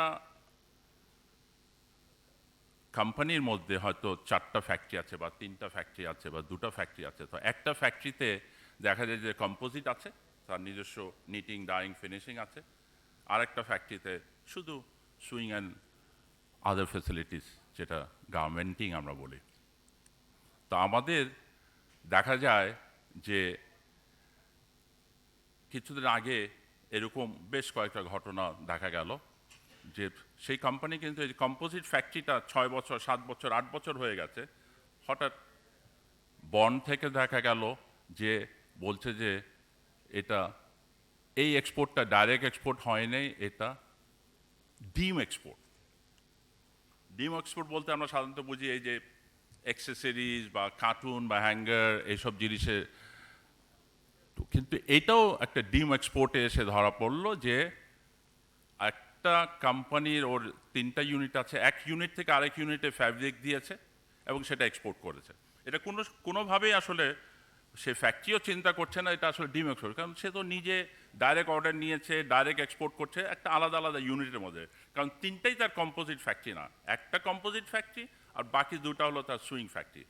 এটার কারণে পুরো এক্সপোর্ট আটকে গেল, সব কিছু আটকে গেলো। সো আসলে এমন একটা সময় সব কিছু হয় যে এটাতে কি হলো, আসলে কিন্তু আমি ডিসকারেজ করছি, কারণ আমি ওই যে একটা factory for example C factory, কিন্তু এ ফ্যাক্টরি যার নিজস্ব নিটিং ডাইং আছে একই কোম্পানির মধ্যে একই, সেখান থেকে কাপড় নিয়ে আমি ইম্পোর্ট করলে কোনো সমস্যা নেই, কিন্তু আমি ওই ফ্যাক্টরি থেকে কাপড় নিলে যেটা লোকাল ফ্যাব্রিক, আমরা বলছি লোকাল ইন্ডাস্ট্রিকে আরও ডেভেলপ করার জন্য লোকাল, সেটা নিলেই এই ডিম এক্সপোর্টের মধ্যে পড়ছে এবং তার সব এক্সপোর্ট বন্ধ হয়ে গেছে। তো এরকম অনেক দিন পর পর নতুন নতুন সমস্যা আসে, যেমন এখন একটা নতুন সমস্যা এসছে যেটা আমাদেরকেও ডাইরেক্ট বলা হয়নি। বাংলাদেশ ব্যাংক থেকে একটা ইনস্ট্রাকশন দিয়েছে সবগুলো ব্যাংকে, যেটা ডেট পার হয়ে গেছে কয়েকদিন আগে, মাত্র 1 মাসও সময় দেয়নি, বলেছে যে আমাদের দেখবেন যে আমাদের অনেকগুলো স্পেশালি বড় বড় কোম্পানিগুলো তারা ইউনিট 1 ইউনিট 2 এভাবে করেছে। ইউনিট 1 যখন করেছে সেটা আসলে তার একটা মেইন কোম্পানি আছে, সেই company joint stock company registration সব কিছু, এখন ইউনিট 1 আরেকটা কোম্পানি করা আছে, ওইটার নামে আবার ব্যাংক ফ্যাসিলিটিস নেওয়া আছে। বাংলাদেশ ব্যাংক বলছে তুমি ব্যাংক ফ্যাসিলিটিস দিতে পারবে না, স্টপ করে দাও। বলা হচ্ছে যে এনবিআর থেকে কিন্তু একটা বন্ড লাইসেন্স নিয়েছে ইউনিট 2 নামে, বলছে না ওটা করা যাবে না। হঠাৎ করে বন্ধ, একটা সময় দিতে হবে। হয়তো এটা নতুন নিয়ম অনেক দিন পরে, এত বছর পরে আমাদের এটা ধরা পড়েছে যে এটা ঠিক প্রসিডিওর না, যেটা একটু আগে আমি বললাম যে ডিম এক্সপোর্টের ঠিক না। সো এইগুলো কিন্তু আসলে এই যে সিম্পলিফিকেশন, আমরা সবসময় বলে আসতেছে যে আমাদের ইম্পোর্ট এক্সপোর্টের আরও কত সিম্পলিফিকেশন করা যায়, সেই সিম্পলিফিকেশনটা নিয়েই কিন্তু আমাদের, স্পেশালি আমাদের জন্য যারা আমরা ফ্যাশন আইটেম করি, যারা টাইম বাউন্ড ফ্যাশন বাউন্ডের মধ্যে থাকি, তার মানে সিজন সাথে জড়িত, টাইমের সাথে জড়িত, দেরি হলে ওই সিজন মিস করলাম, দেরি হলে ইয়ারফেট করতে হবে, তাদের জন্য কিন্তু সবখানেই এই যে একটু আগে হাতেম যেগুলো বলছিল যে এই যে একটা পেপার যখন দেখা যায় যে কোথায় সিম্পলিফিকেশন করার কথা, সেখানে এইচএস কোড একটা নাম্বার ভুলেছে, সেটা নিয়েই আসলে 10 দিন মাল রিলিজ করতে পারছে না। এবং সেই সময় সবাই এত এক্সপার্ট, ম্যাগনিফাইং গ্লাস দিয়ে কোন ভুল, কোনটা স্পেলিং মিস্টেক আছে সেই জিনিসটা ধরার চেষ্টা করা হয়। এবং এটাতে সবাই জানে যে 2টা দিন দেরি করাতে পারলে কি হবে, একটু আগে বলেছে, আমি এটা রিপিট করতে চাই না, আমার মুখ থেকে বলতে চাই না। তো এই জিনিসগুলো আসলে আমরা চাই মোর সিম্পলিফিকেশন। আমরা গতকাল রাত্রেবেলা আমি একটা টক শোতে মতো, অনেক দিন পরে একটা টক শোতে আমি জয়েন করেছিলাম, সেম কীভাবে যে এখন আমাদের ফরেন কারেন্সি রিজার্ভ আমাদের 49 বিলিয়নে উঠে গেছিলো, এখন কিন্তু 36, এবং সেটা আরও কয়েক মাস আগে, বেশ কয়েক মাস আগে থেকে কিন্তু আমরা জানি যে এটা কমতে থাকবে। এবং সেটাকে ধরে রাখার জন্য কি করা যায়, এবং তো আমাদেরকে এই যে কিছুদিন আগে ডিসিশন নেওয়া হলো যে ফরেন কারেন্সি সেভ করার জন্য বা কম ইউজ করার জন্য আমরা ডিজেল চালিত সব পাওয়ার প্ল্যান্টগুলো বন্ধ রাখবো, বিকজ ডিজেল আমরা ইম্পোর্ট করতে পারবো না এখন। ডিসিশন হলো, পাওয়ার প্ল্যান্ট বন্ধ করে দেওয়া হলো। আমাদের এখন 4 ঘন্টা, 6 ঘন্টা, 8 ঘন্টা, 10 ঘন্টা পর্যন্ত ফ্যাক্টরি লোডশেডিংয়ে চলছে, মানে লোডশেডিং দিয়ে চলছে। আমাদের কি আছে, আমরা we are allowed to run it by generator. Most of our generators are diesel দিয়ে, গ্যাস দিয়ে কিছু আছে, আবার সেখানে গ্যাস নেই। তো দেখা গেল যেইটুক ডিজেল সেভ করার কথা, এখন ইন্ডিভিজুয়ালি যখন আমি ডিজেল জেনারেটর চালাচ্ছি, আমি চালাচ্ছি, নাসিম চালাচ্ছে, সবাই, সেটা কিন্তু সাইজ হয়তো 500, 1000, 1500, 2000, সেখানে কিন্তু ডিজেল কনজামশন আরও বেড়ে গেছে। এবং এই মিটিংয়ে যখন লাস্ট মিটিংয়ে আমি বললাম এই কথাটা, তখন বললো যে না, বাট পরে পেট্রোলিয়াম কর্পোরেশন বললো যে হ্যাঁ আমাদের স্যার ডিজেল সেল প্রাইভেটলি অনেক বেশি হয়ে গেছে। তো এটা তো কোনো লাভ হলো না। আমরা আরেকটা জিনিস বলেছি যে ফ্যাক্টরি চালানোর জন্য আসলে এই যে গ্যাসের একটা সিভিয়ার শর্টেজ, এটার জন্য আমাদের প্রোডাকশন চলে, আমাদের অর্ডার কম, এগুলো আপনারা জানেন, রেজাল্ট দেখছেন, এবং সেই জায়গায় যতটুকু অর্ডার আছে সেটাও আমরা এখন টাইমলি ডেলিভার করতে পারছি না, বিকজ একদিকে পাওয়ারের সমস্যা আর গ্যাসের সমস্যা আরও বড়। পাওয়ারের তাও আমরা জেনারেটর দিয়ে চালাচ্ছি, কিন্তু গ্যাসের সমস্যা আরও বড়। তো এখানে আমি বলতাম আর জাস্ট 2টা মিনিট শেষ করতে হয়। এখানে যে জিনিসটা দেখা গেল, আমরা বললাম যে এই যে পাওয়ার প্ল্যান্টগুলো চালাতে আপনারা গ্যাস ব্যবহার করছেন, পাওয়ার প্ল্যান্টে গ্যাস কিন্তু ইলেকট্রিসিটি জেনারেট করার জন্য দ্যাটস এ র মেটেরিয়ালস হিসাবে ইউজ হয়, তার মানে প্রচুর গ্যাস ইউজ হচ্ছে। ফার্টিলাইজার ফ্যাক্টরিতে যখন গ্যাস ব্যবহার করা হচ্ছে to produce fertiliser, that's a raw materials, তার মানে প্রচুর ব্যবহার হচ্ছে। আর আমরা কিন্তু ব্যবহার করছি অল্প পরিমাণ, যেটা এনার্জি হিসাবে ব্যবহার করছি। So we can import fertiliser, আমরা কোল দিয়ে পাওয়ার, আমাদের কোল এবং ডিজেল দিয়ে আমরা পাওয়ার প্ল্যান্ট চালাতে পারি। এবং ইন্ডাস্ট্রিকে কিন্তু আমরা, যেখানে আমার এমপ্লয়মেন্ট ক্রিয়েট হয়ে আছে, যেখানে আমার ফরেন কারেন্সি আসবে আরও, যেখানে আমার ইনভেস্টমেন্ট অনেক হবে। তো যাই হোক, এই পয়েন্টগুলো আরও যে জিনিসটা আছে, আমি আরেকটা জিনিস একটু বলতে চাই যে যেমন আমরা কিন্তু আমরা যখন প্রথম এই গার্মেন্টস এক্সপোর্ট শুরু হয়েছে, তখন কিন্তু আমাদের ইউএসএ মার্কেট শেয়ার ছিল 75-80%, এটা নেমে 17-এ এসেছিল, এখন আবার 2021-এ এসছে। আমাদের নতুন মার্কেটেও কিন্তু আমাদের এক্সপোর্ট ফিগার বাড়ছে, সুতরাং সব কিছুর মধ্যে বাড়ছে। বাট কোনো কোনো জায়গায় দেখা যায়, যেমন আমি একটা জিনিস বলি যে আমাদের গার্মেন্টস সেক্টরে ফিমেল এমপ্লয়মেন্ট বা পার্সেন্টেজ একটা সময় ছিল 80%, এটা কমে এখন 60% এসছে। সেটার জন্য আমাদেরকে অনেক জবাবদেহি করতে হচ্ছে। এমপ্লয়মেন্ট ক্রিয়েটও করলো ইন্ডাস্ট্রি 80%, এখন 60% হলো কেন? এখানে মেয়েদেরকে ঠিকমতো ট্রিট করা হচ্ছে না, এইটা ওইটা, সেটার জন্য জবাবদিহি করতে করতে আমাদের কিন্তু অবস্থা শেষ হয়ে যাচ্ছে। সো আমাদের আসলে এমন একটা অবস্থা যে মার্কেট শেয়ার গার্মেন্টসের 2017-18-এ চলে গেল শুধু আরএমজির 84% উপরে। এটা গত ফিনান্সিয়াল ইয়ারে নেমে আবার আসলো 81.67 সামথিং। গার্মেন্টসের শেয়ার কেন কমছে সেটারও জবাবদিহি করতে করতে আমাদের সময় চলে যাচ্ছে। তো আমরা কাজ আগাবো না, এই জবাবদিহি করতে করতেই সময় আগে যাবে। সো আমরা তো আরও, যখন বলছে মার্কেট শেয়ার কমছে, এটা এটা ভয়ের ব্যাপার, আমি বলছি না, ইটস এ গুড নিউজ। আমরা তো চাই যে অন্য সেক্টর এগিয়ে আসুক, অন্য সেক্টর এক্সপ্যান্ড করুক। আমরা আমাদের গার্মেন্টসের মধ্যে, টেক্সটাইলের মধ্যে ডাইভার্সিফিকেশনের অনেক সুযোগ আছে, সেগুলোতে আমরা করব, এবং সেই জিনিসগুলো আমরা করছি, ইনশাল্লাহ আরও আমরা করতে পারবো এখানে। তো আমি লাস্ট একটা জিনিস, যে আপনারা জানেন যে এই এখন একটা খুব ক্রাইসিস পিরিয়ড যাচ্ছে world wide because of inflation, recession, সব কিছু ইকোনমিক্স আরও ভালো জানেন, যে ইনফ্লেশন কমানোর জন্য ইন্টারেস্ট রেট বাড়ানোর সাজেশন থাকে, বাড়াচ্ছে সারা ওয়ার্ল্ড ওয়াইড। আমাদের কস্ট অফ প্রোডাকশন বাড়ছে, যে সব ডিসিশন করতে যেয়ে কিন্তু আলটিমেটলি ভিকটিম হলাম আমরা, যারা ইম্পোর্ট এক্সপোর্ট প্রোডাকশনের মধ্যে ইনভলভ থাকে এখানে। তো আমরা আগামী 12 থেকে 18 নভেম্বর একটা মেড ইন বাংলাদেশ উইক করতে যাচ্ছি বিজিএমই থেকে। এটাতে বেশ কিছু ইভেন্ট হবে, একটা মেগা ইভেন্ট হবে। আমি আপনাদের কাছে সবাইকে রিকোয়েস্ট করবো এটাতে একটু নজর রেখেন এবং আমাদেরকে একটু সাপোর্ট দিয়েন এখানে। এই সময় আবার আইএফ, ইন্টারন্যাশনাল অ্যাপারেল ফেডারেশন, যেটা এই বছর তাদের 50 ইয়ার্স তাদের এস্টাবলিশমেন্ট, এটা ইন্টারন্যাশনাল বেস, যেটা আইএফেরও 37 ওয়ার্ল্ড ফ্যাশন কনভেনশন প্রথমবারের মতো বাংলাদেশে হতে যাচ্ছে, যেখানে বিকিমিও আমাদের সাথে আছে আইএফ কনভেনশনে হোস্ট করার জন্য।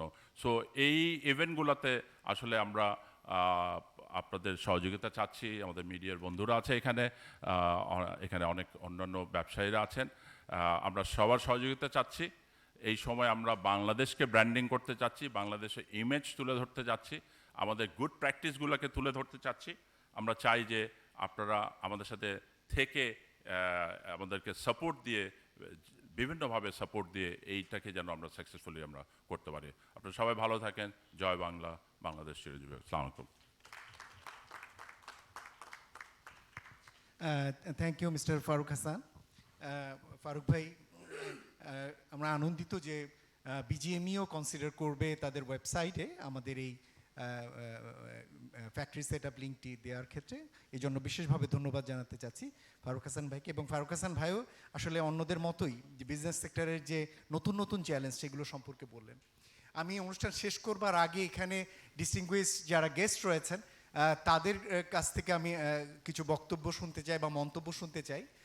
আপনাদের মধ্যে যদি কেউ বিজনেস প্রসেস নিয়ে কোনো কিছু শেয়ার করতে চান বা ওয়েবসাইটে কোনো কিছু সন্নিবেশিত হতে পারে সেই ব্যাপারে কোনো সাজেশন দিতে চান, will be very happy to take your suggestions. এখানে যারা আছেন কেউ যদি কোনো মন্তব্য করতে চান হাত তুললে আমাদের মাইক আপনাদের কাছে চলে যাবে। জি, এখানে মাইক দেন সামনে। একটু যদি নাম পরিচয়টা বলে নিন। আমার নাম গোলাম মঈনুদ্দিন। এটা মাইক অন হয়নি। হ্যালো, হচ্ছে না? আচ্ছা, আমার নাম গোলাম হয়নি, মাইক অন হয়নি।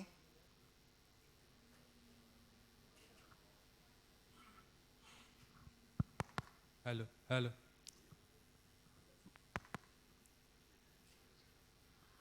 হ্যালো, জি, আচ্ছা, আমার নাম গোলাম মঈনুদ্দিন, আমি chairman president tobacco company, BAT বাংলাদেশে। আচ্ছা, আমি আজকে মিটিংয়ের যেটা setting up factories licensing certification registration, এইটা নিয়ে একটুখানি কথা বলতে চাচ্ছিলাম। এখানে দেখা গেল যে আপনার 18টা 19টা জায়গা থেকে সার্টিফিকেট নিতে হচ্ছে, করে তারপর একটা ফ্যাক্টরি সেট আপ করতে হয়। যারা ইনিশিয়ালি স্টার্ট করবে একটা ফ্যাক্টরি, তার জন্য এতগুলি জায়গা থেকে দৌড়াদৌড়ি না করে একটা জিনিস কি করা যায় কি না, সেটা হলো যে সরকারের একজন ঊর্ধ্বতন ব্যক্তি, সবচেয়ে সেক্রেটারিদের উপরে যিনি থাকবেন, উনি প্রতি ফোর্টনাইটে সব এই যারা এজেন্সি আছে যারা দেবে তাদেরকে নিয়ে একটা মিটিং করবেন। উনি যারা কারা অ্যাপ্লিকেশন করেছে এবং এটা যদি 15 দিন পর একটা অ্যাপ্লিকেশনটাকে যদি আপনার দেখা যায় যে হ্যাঁ কয়টা আপনার অ্যাপ্রুভাল হয়েছে কয়টা অ্যাপ্রুভাল হয়নি, দেখা যায় কিনা। এদিকে একটা কিছু করা যায় কিনা যে এখন সকলকে দৌড়াতে হচ্ছে সব এতে ঘাটে ঘাটে, এই ঘাটে ঘাটে দৌড়া না দেয় ঘাটে ঘাটে যারা ব্যক্তি আছেন তাদেরকে এক জায়গায় জড়ো করে প্রতি 15 দিনে একটা মিটিং করা যায় কিনা।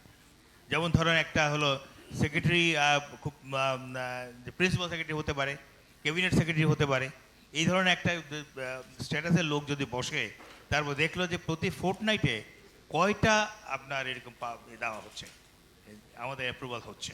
কিন্তু এটা হচ্ছে ইনিশিয়াল যদি অ্যাপ্রুভাল না প্রসেসটা না হয়, এখন তো হচ্ছে দৌড়াদৌড়ি করছে ঘোরাঘুরি, কেউ জানে না কি হচ্ছে না হচ্ছে, একটা অ্যাকাউন্টেবিলিটি আনা যায় কিনা এই আমি একটু বলতে চাচ্ছি আর কি, বিতর্ক চিন্তা করা যায় কিনা। ধন্যবাদ।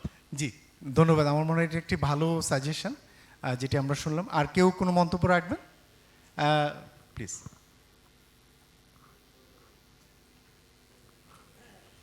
আসসালামু আলাইকুম, আমার নাম আলফাজউদ্দিন আহমেদ, আমি স্টার্লিং গ্রুপকে রিপ্রেজেন্ট করি। আমাদের লিডাররাই মঞ্চে আসলে বসে আছেন, আমার এখানে বলার খুব একটা প্রয়োজন ছিল না, তবুও যেটুকু মনে পড়ছে আমার কাছে সেটা বলতে চাচ্ছি।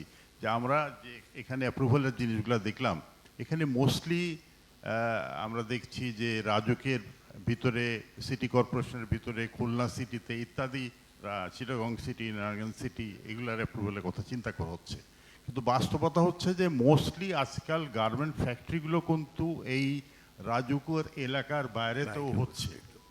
সেখানে কি হবে, সেখানে অ্যাপ্রুভালগুলো আমরা কাদের কাছ থেকে নেব, হোয়াট উইল বি প্রপার, সেই জিনিসগুলো কিন্তু এখানে আসছে না। এবং সেখানে যে ফ্যাক্টরিগুলো হচ্ছে সেগুলো কিন্তু অডিটিংয়ের সময় অনেক রকম সাফার করতেই থাকছে।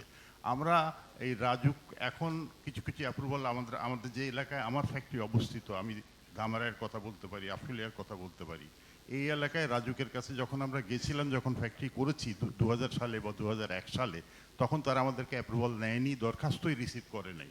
আমরা লোকাল অ্যাপ্রুভাল নিয়ে ফ্যাক্টরিগুলোকে করেছি। আজ পর্যন্ত রাজুকের কাছ থেকে কিন্তু আমরা মানে সাবসিকুয়েন্টলি অ্যাপ্রুভাল নিতে পারিনি, যদিও তাদের কাছে আমরা অ্যাপ্লাই করেছি। কিন্তু প্রত্যেকবারই কিন্তু অডিটার এসে আমাদেরকে স্ট্রিকচার দিয়ে যাচ্ছে যে ফ্যাক্টরি প্রপার অ্যাপ্রুভাল নাই। এগুলো মিটিগেট করার একটা ব্যবস্থা আমার মনে হয় করা উচিত, কারণ factory has not done anything wrong by setting up a factory. একটা ফ্যাক্টরি সেট আপ করার ফলে হয়তো 2000 বা 3000 লোকের কর্মসংস্থান হয়েছে, বেশ কিছু ফরেন এক্সচেঞ্জ ফ্যাক্টরি আর্ন করছে। এই পার্সপেক্টিভে আরেকটু যদি কিছু সিপিডি এবং জিআইজেড তারা যদি করতে পারে, আমাদের জন্য খুব উপকার হবে। Thank you so much for allowing me to talk. না আসলে আমরা এটি কাজ করবার সময় বিকেএম এর কাছ থেকেও সাজেশনটি পেয়েছি যে শুধুমাত্র এই 4টি সিটি কর্পোরেশনের বাইরেও রয়েছে, যেমন গাজীপুর নতুনভাবে গড়ে ওঠা, বা এর বাইরে অন্যান্য যে সমস্ত সিটি কর্পোরেশন এলাকা আছে, ডকুমেন্টেশন খুব পরিবর্তন না, কিন্তু ওইগুলোকেও যদি সন্নিবেশিত করা যায় বিভিন্ন জেলা শহর বা অন্যান্য অঞ্চলে। পৌরসভা নাই, হ্যাঁ সেই বিষয়টাও আসলে কি হবে, সেগুলো আসতে পারে।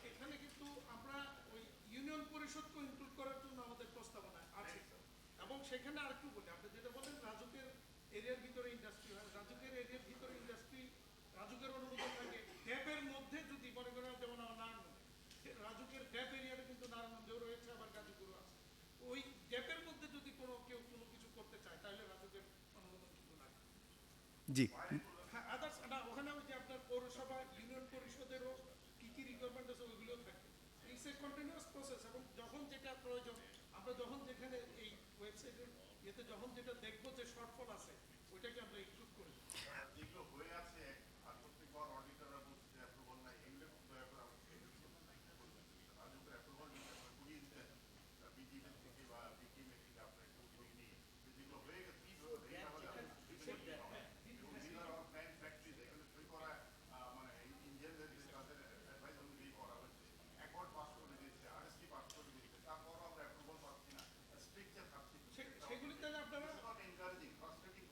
পার্টিকুলারলি সেগুলো আপনারা বিকিনি বা বিজিবিকে অবগত করেন, বিকিনি বিজিবি উদ্যোগ নিবে, উদ্যোগ নিবে, অসুবিধা নাই। জি, আমার মনে হয় যে আরও একটা প্রেক্ষিত জানতে পারলাম। আর কেউ, যে আমাদের এখানে মিস সারওয়াত আছেন এবং ভাই আছেন, আমরা দুজনের কাছেই যাব।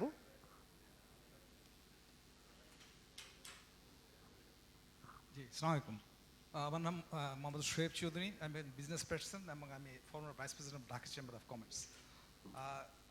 I think first the government officials, they should change their mindset.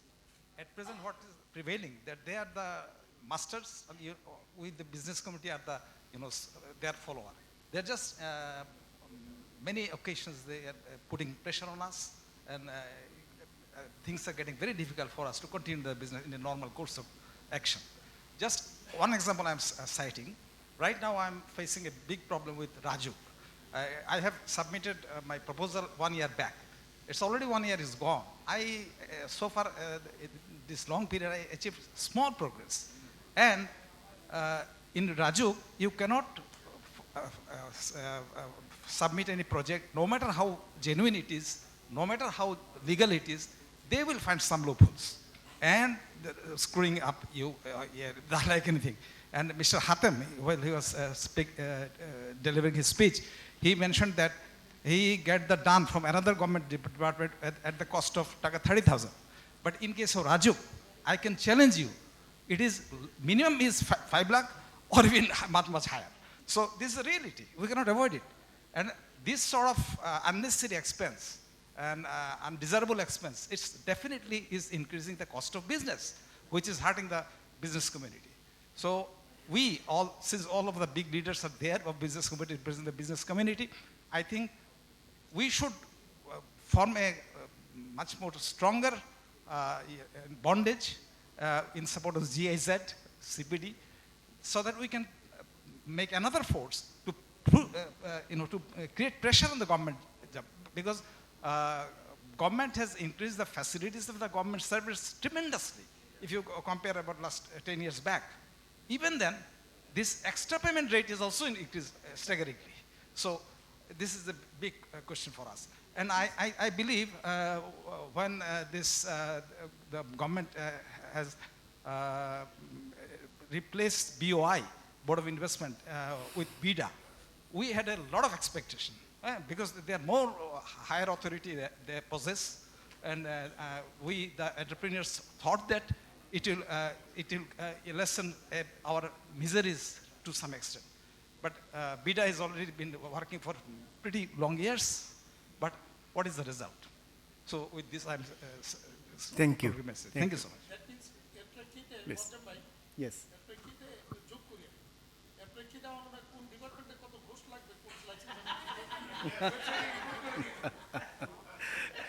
Yes, Ms. Sarwat. Hello, I'm Sarwat Ahmed. I'm from GIZ. I have a question mainly to CPD. We are here to launch the web portal on how to set up factories. And very naturally, most of the time we have talked about the problem businessmen are facing in different government office, which is not actually not today's actual objective. But this is very normal, this is very common, these issues will come up. The issues will come up about the informal documentation, informal processes and all. So my question is like, during the speech of many dignitaries of the president of the associations, we have also we have heard some solution that can be done, like coming up with less process and all, do you have any plan to work on this jointly? Because CPD is always working with the policy level and talking about the issues that are facing and the business community is facing. So what's your plan to CPD? Thank you, Ms. Sarwat. In fact, this website, its own purpose, and definitely it basically targets to give access to the information to the businessman. That is the main purpose of it. But at the same time, we also heard that how many undocumented issues are there and how many undocumented requirements are there.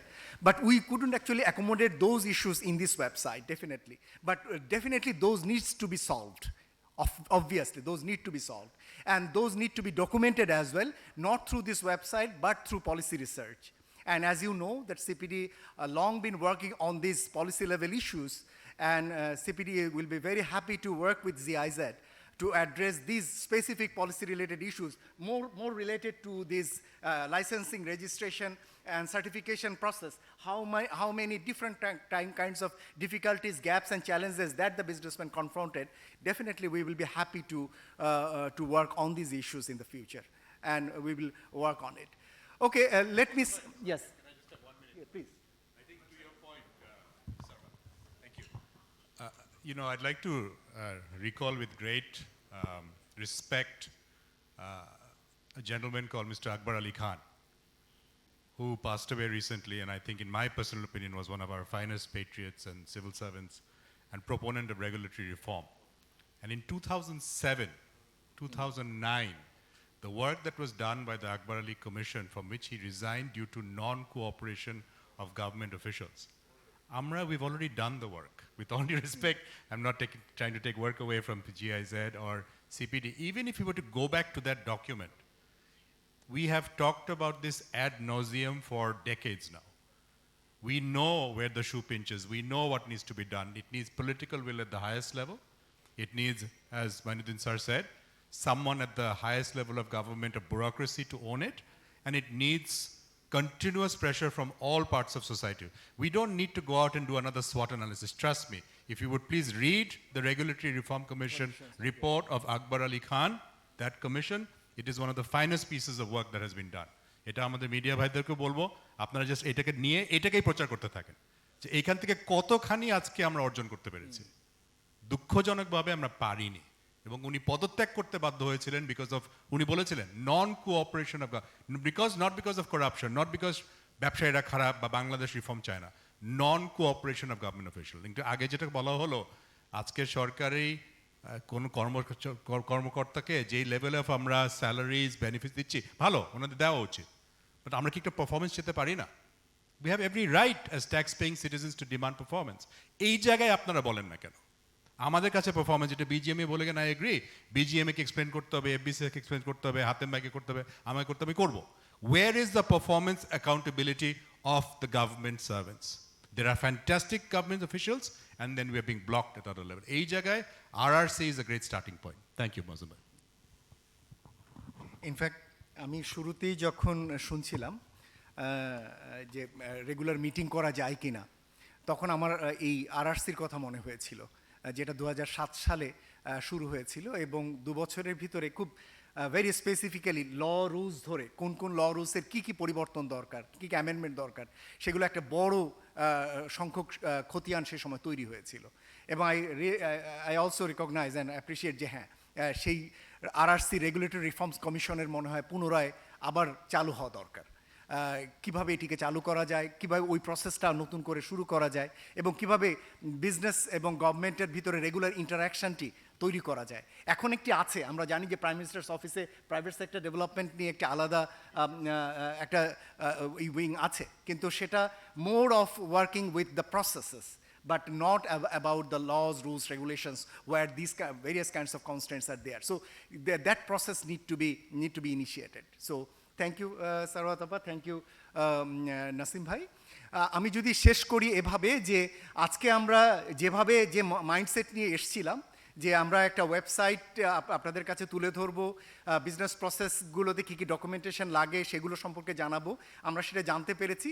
But আমরা overwhelmed এভাবে যে আমরা এই web পোর্টালের ব্যাপারে আমরা বিজনেসম্যানদের কাছ থেকে পূর্ণ সমর্থন পেয়েছি, এবং all of the business associations have very openly and candidly show their interest to include this website in their respective web pages. So we are looking forward to working with all these associations in the coming days, এবং ভালো ভালো কিছু সাজেশনও এসছে যে কীভাবে এটিকে আরও further improve করা যায়, যেটি বলা হয়েছে যে এটা প্রথম রাউন্ড এবং এটা গ্র্যাজুয়ালি ইমপ্রুভ করতে থাকবে। And we want also like to work with GIZ, এই কাজগুলো কীভাবে আগামী দিনে করা যায়, আরও কে পার্টনার হতে পারে, সেই প্রসেসে আমরা কাজ করতে চাই। কিন্তু যে জিনিসটি আসলো, এটা হলো একটা পার্ট, যেটা হলো ডকুমেন্টেশন পার্ট, কিন্তু তার থেকে বড় যেটা আসছে সেটা হলো বিজনেসের চ্যালেঞ্জগুলো, যেটা আসলে কাগজে লেখা থাকে না, কিন্তু সেই জিনিসগুলো বিজনেসকে প্রতিনিয়ত যে ফেস করতে হচ্ছে, সেই সমস্যার কীভাবে সমাধান হবে সেটা বিজনেসম্যানরা চান। এবং বিজনেসম্যানরা চান এই জায়গাগুলোতে একটা ট্রান্সপারেন্সি, এই জায়গাগুলোতে একটা অ্যাকাউন্টেবিলিটি, সেটা কিভাবে নিশ্চিত হবে সেটি তারা জানতে চান, এবং সেটির ব্যাপারে তারা সলিউশন চান গভর্নমেন্টের কাছ থেকে। এবং সেটির ব্যাপারে বিভিন্ন ধরনের গভর্নমেন্ট প্রতিষ্ঠানে যে বিভিন্নমুখী যে চ্যালেঞ্জগুলো, সেগুলোও কিন্তু তারা আজকে শেয়ার করেছেন। সুতরাং সেই জায়গাগুলোতে আমার মনে হয় যে কাজ করা দরকার আছে। মনে রাখা দরকার যে বাংলাদেশের বিজনেস যত গতিশীল হবে, বিজনেসম্যানরা যত বিনিয়োগ করবে, বাংলাদেশ তত এগিয়ে যাবে, এটি নিয়ে কোনো সন্দেহ নেই। সুতরাং সেই জায়গাটিতে বিজনেস প্রসেসকে সহজ করা, নতুন উদ্যোক্তাকে আসতে দেওয়া, তাকে বিকশিত করা, বড় উদ্যোক্তাকে আরও বড় বিনিয়োগের সুযোগ করে দেওয়া, সেই কাজটি করবার দায়িত্ব সরকারের এবং আদার যারা স্টেক হোল্ডার রয়েছেন তাদের। আমরা মনে করি যে আজকের এই অনুষ্ঠানের মাধ্যমে যে অভিব্যক্তিগুলো এসছে, সেগুলো আগামীকালকে মিডিয়ার মাধ্যমে, আজকে রাতে মিডিয়ার মাধ্যমে আবার বিভিন্ন স্টেক হোল্ডারদের কাছে যাবে। দুর্ভাগ্যজনকভাবে আমরা সরকারের বিভিন্ন অফিসকেও দাওয়াত দিয়েছিলাম, কিন্তু সেইভাবে আমরা তার কাছ থেকে খুব একটা রেসপন্স পাইনি। নাহলে হয়তো আজকে আরও 1-2 জনকে আমরা এখানে দেখতে পারতাম, সেটা পাইনি। কিন্তু যাই হোক, আমরা এই প্রসেসটা অব্যাহত রাখবো এবং আগামী দিনেও আমরা এই বিজনেস প্রসেসের চ্যালেঞ্জগুলোকে আরও কীভাবে নিয়মিত ভিত্তিতে আনা যায়।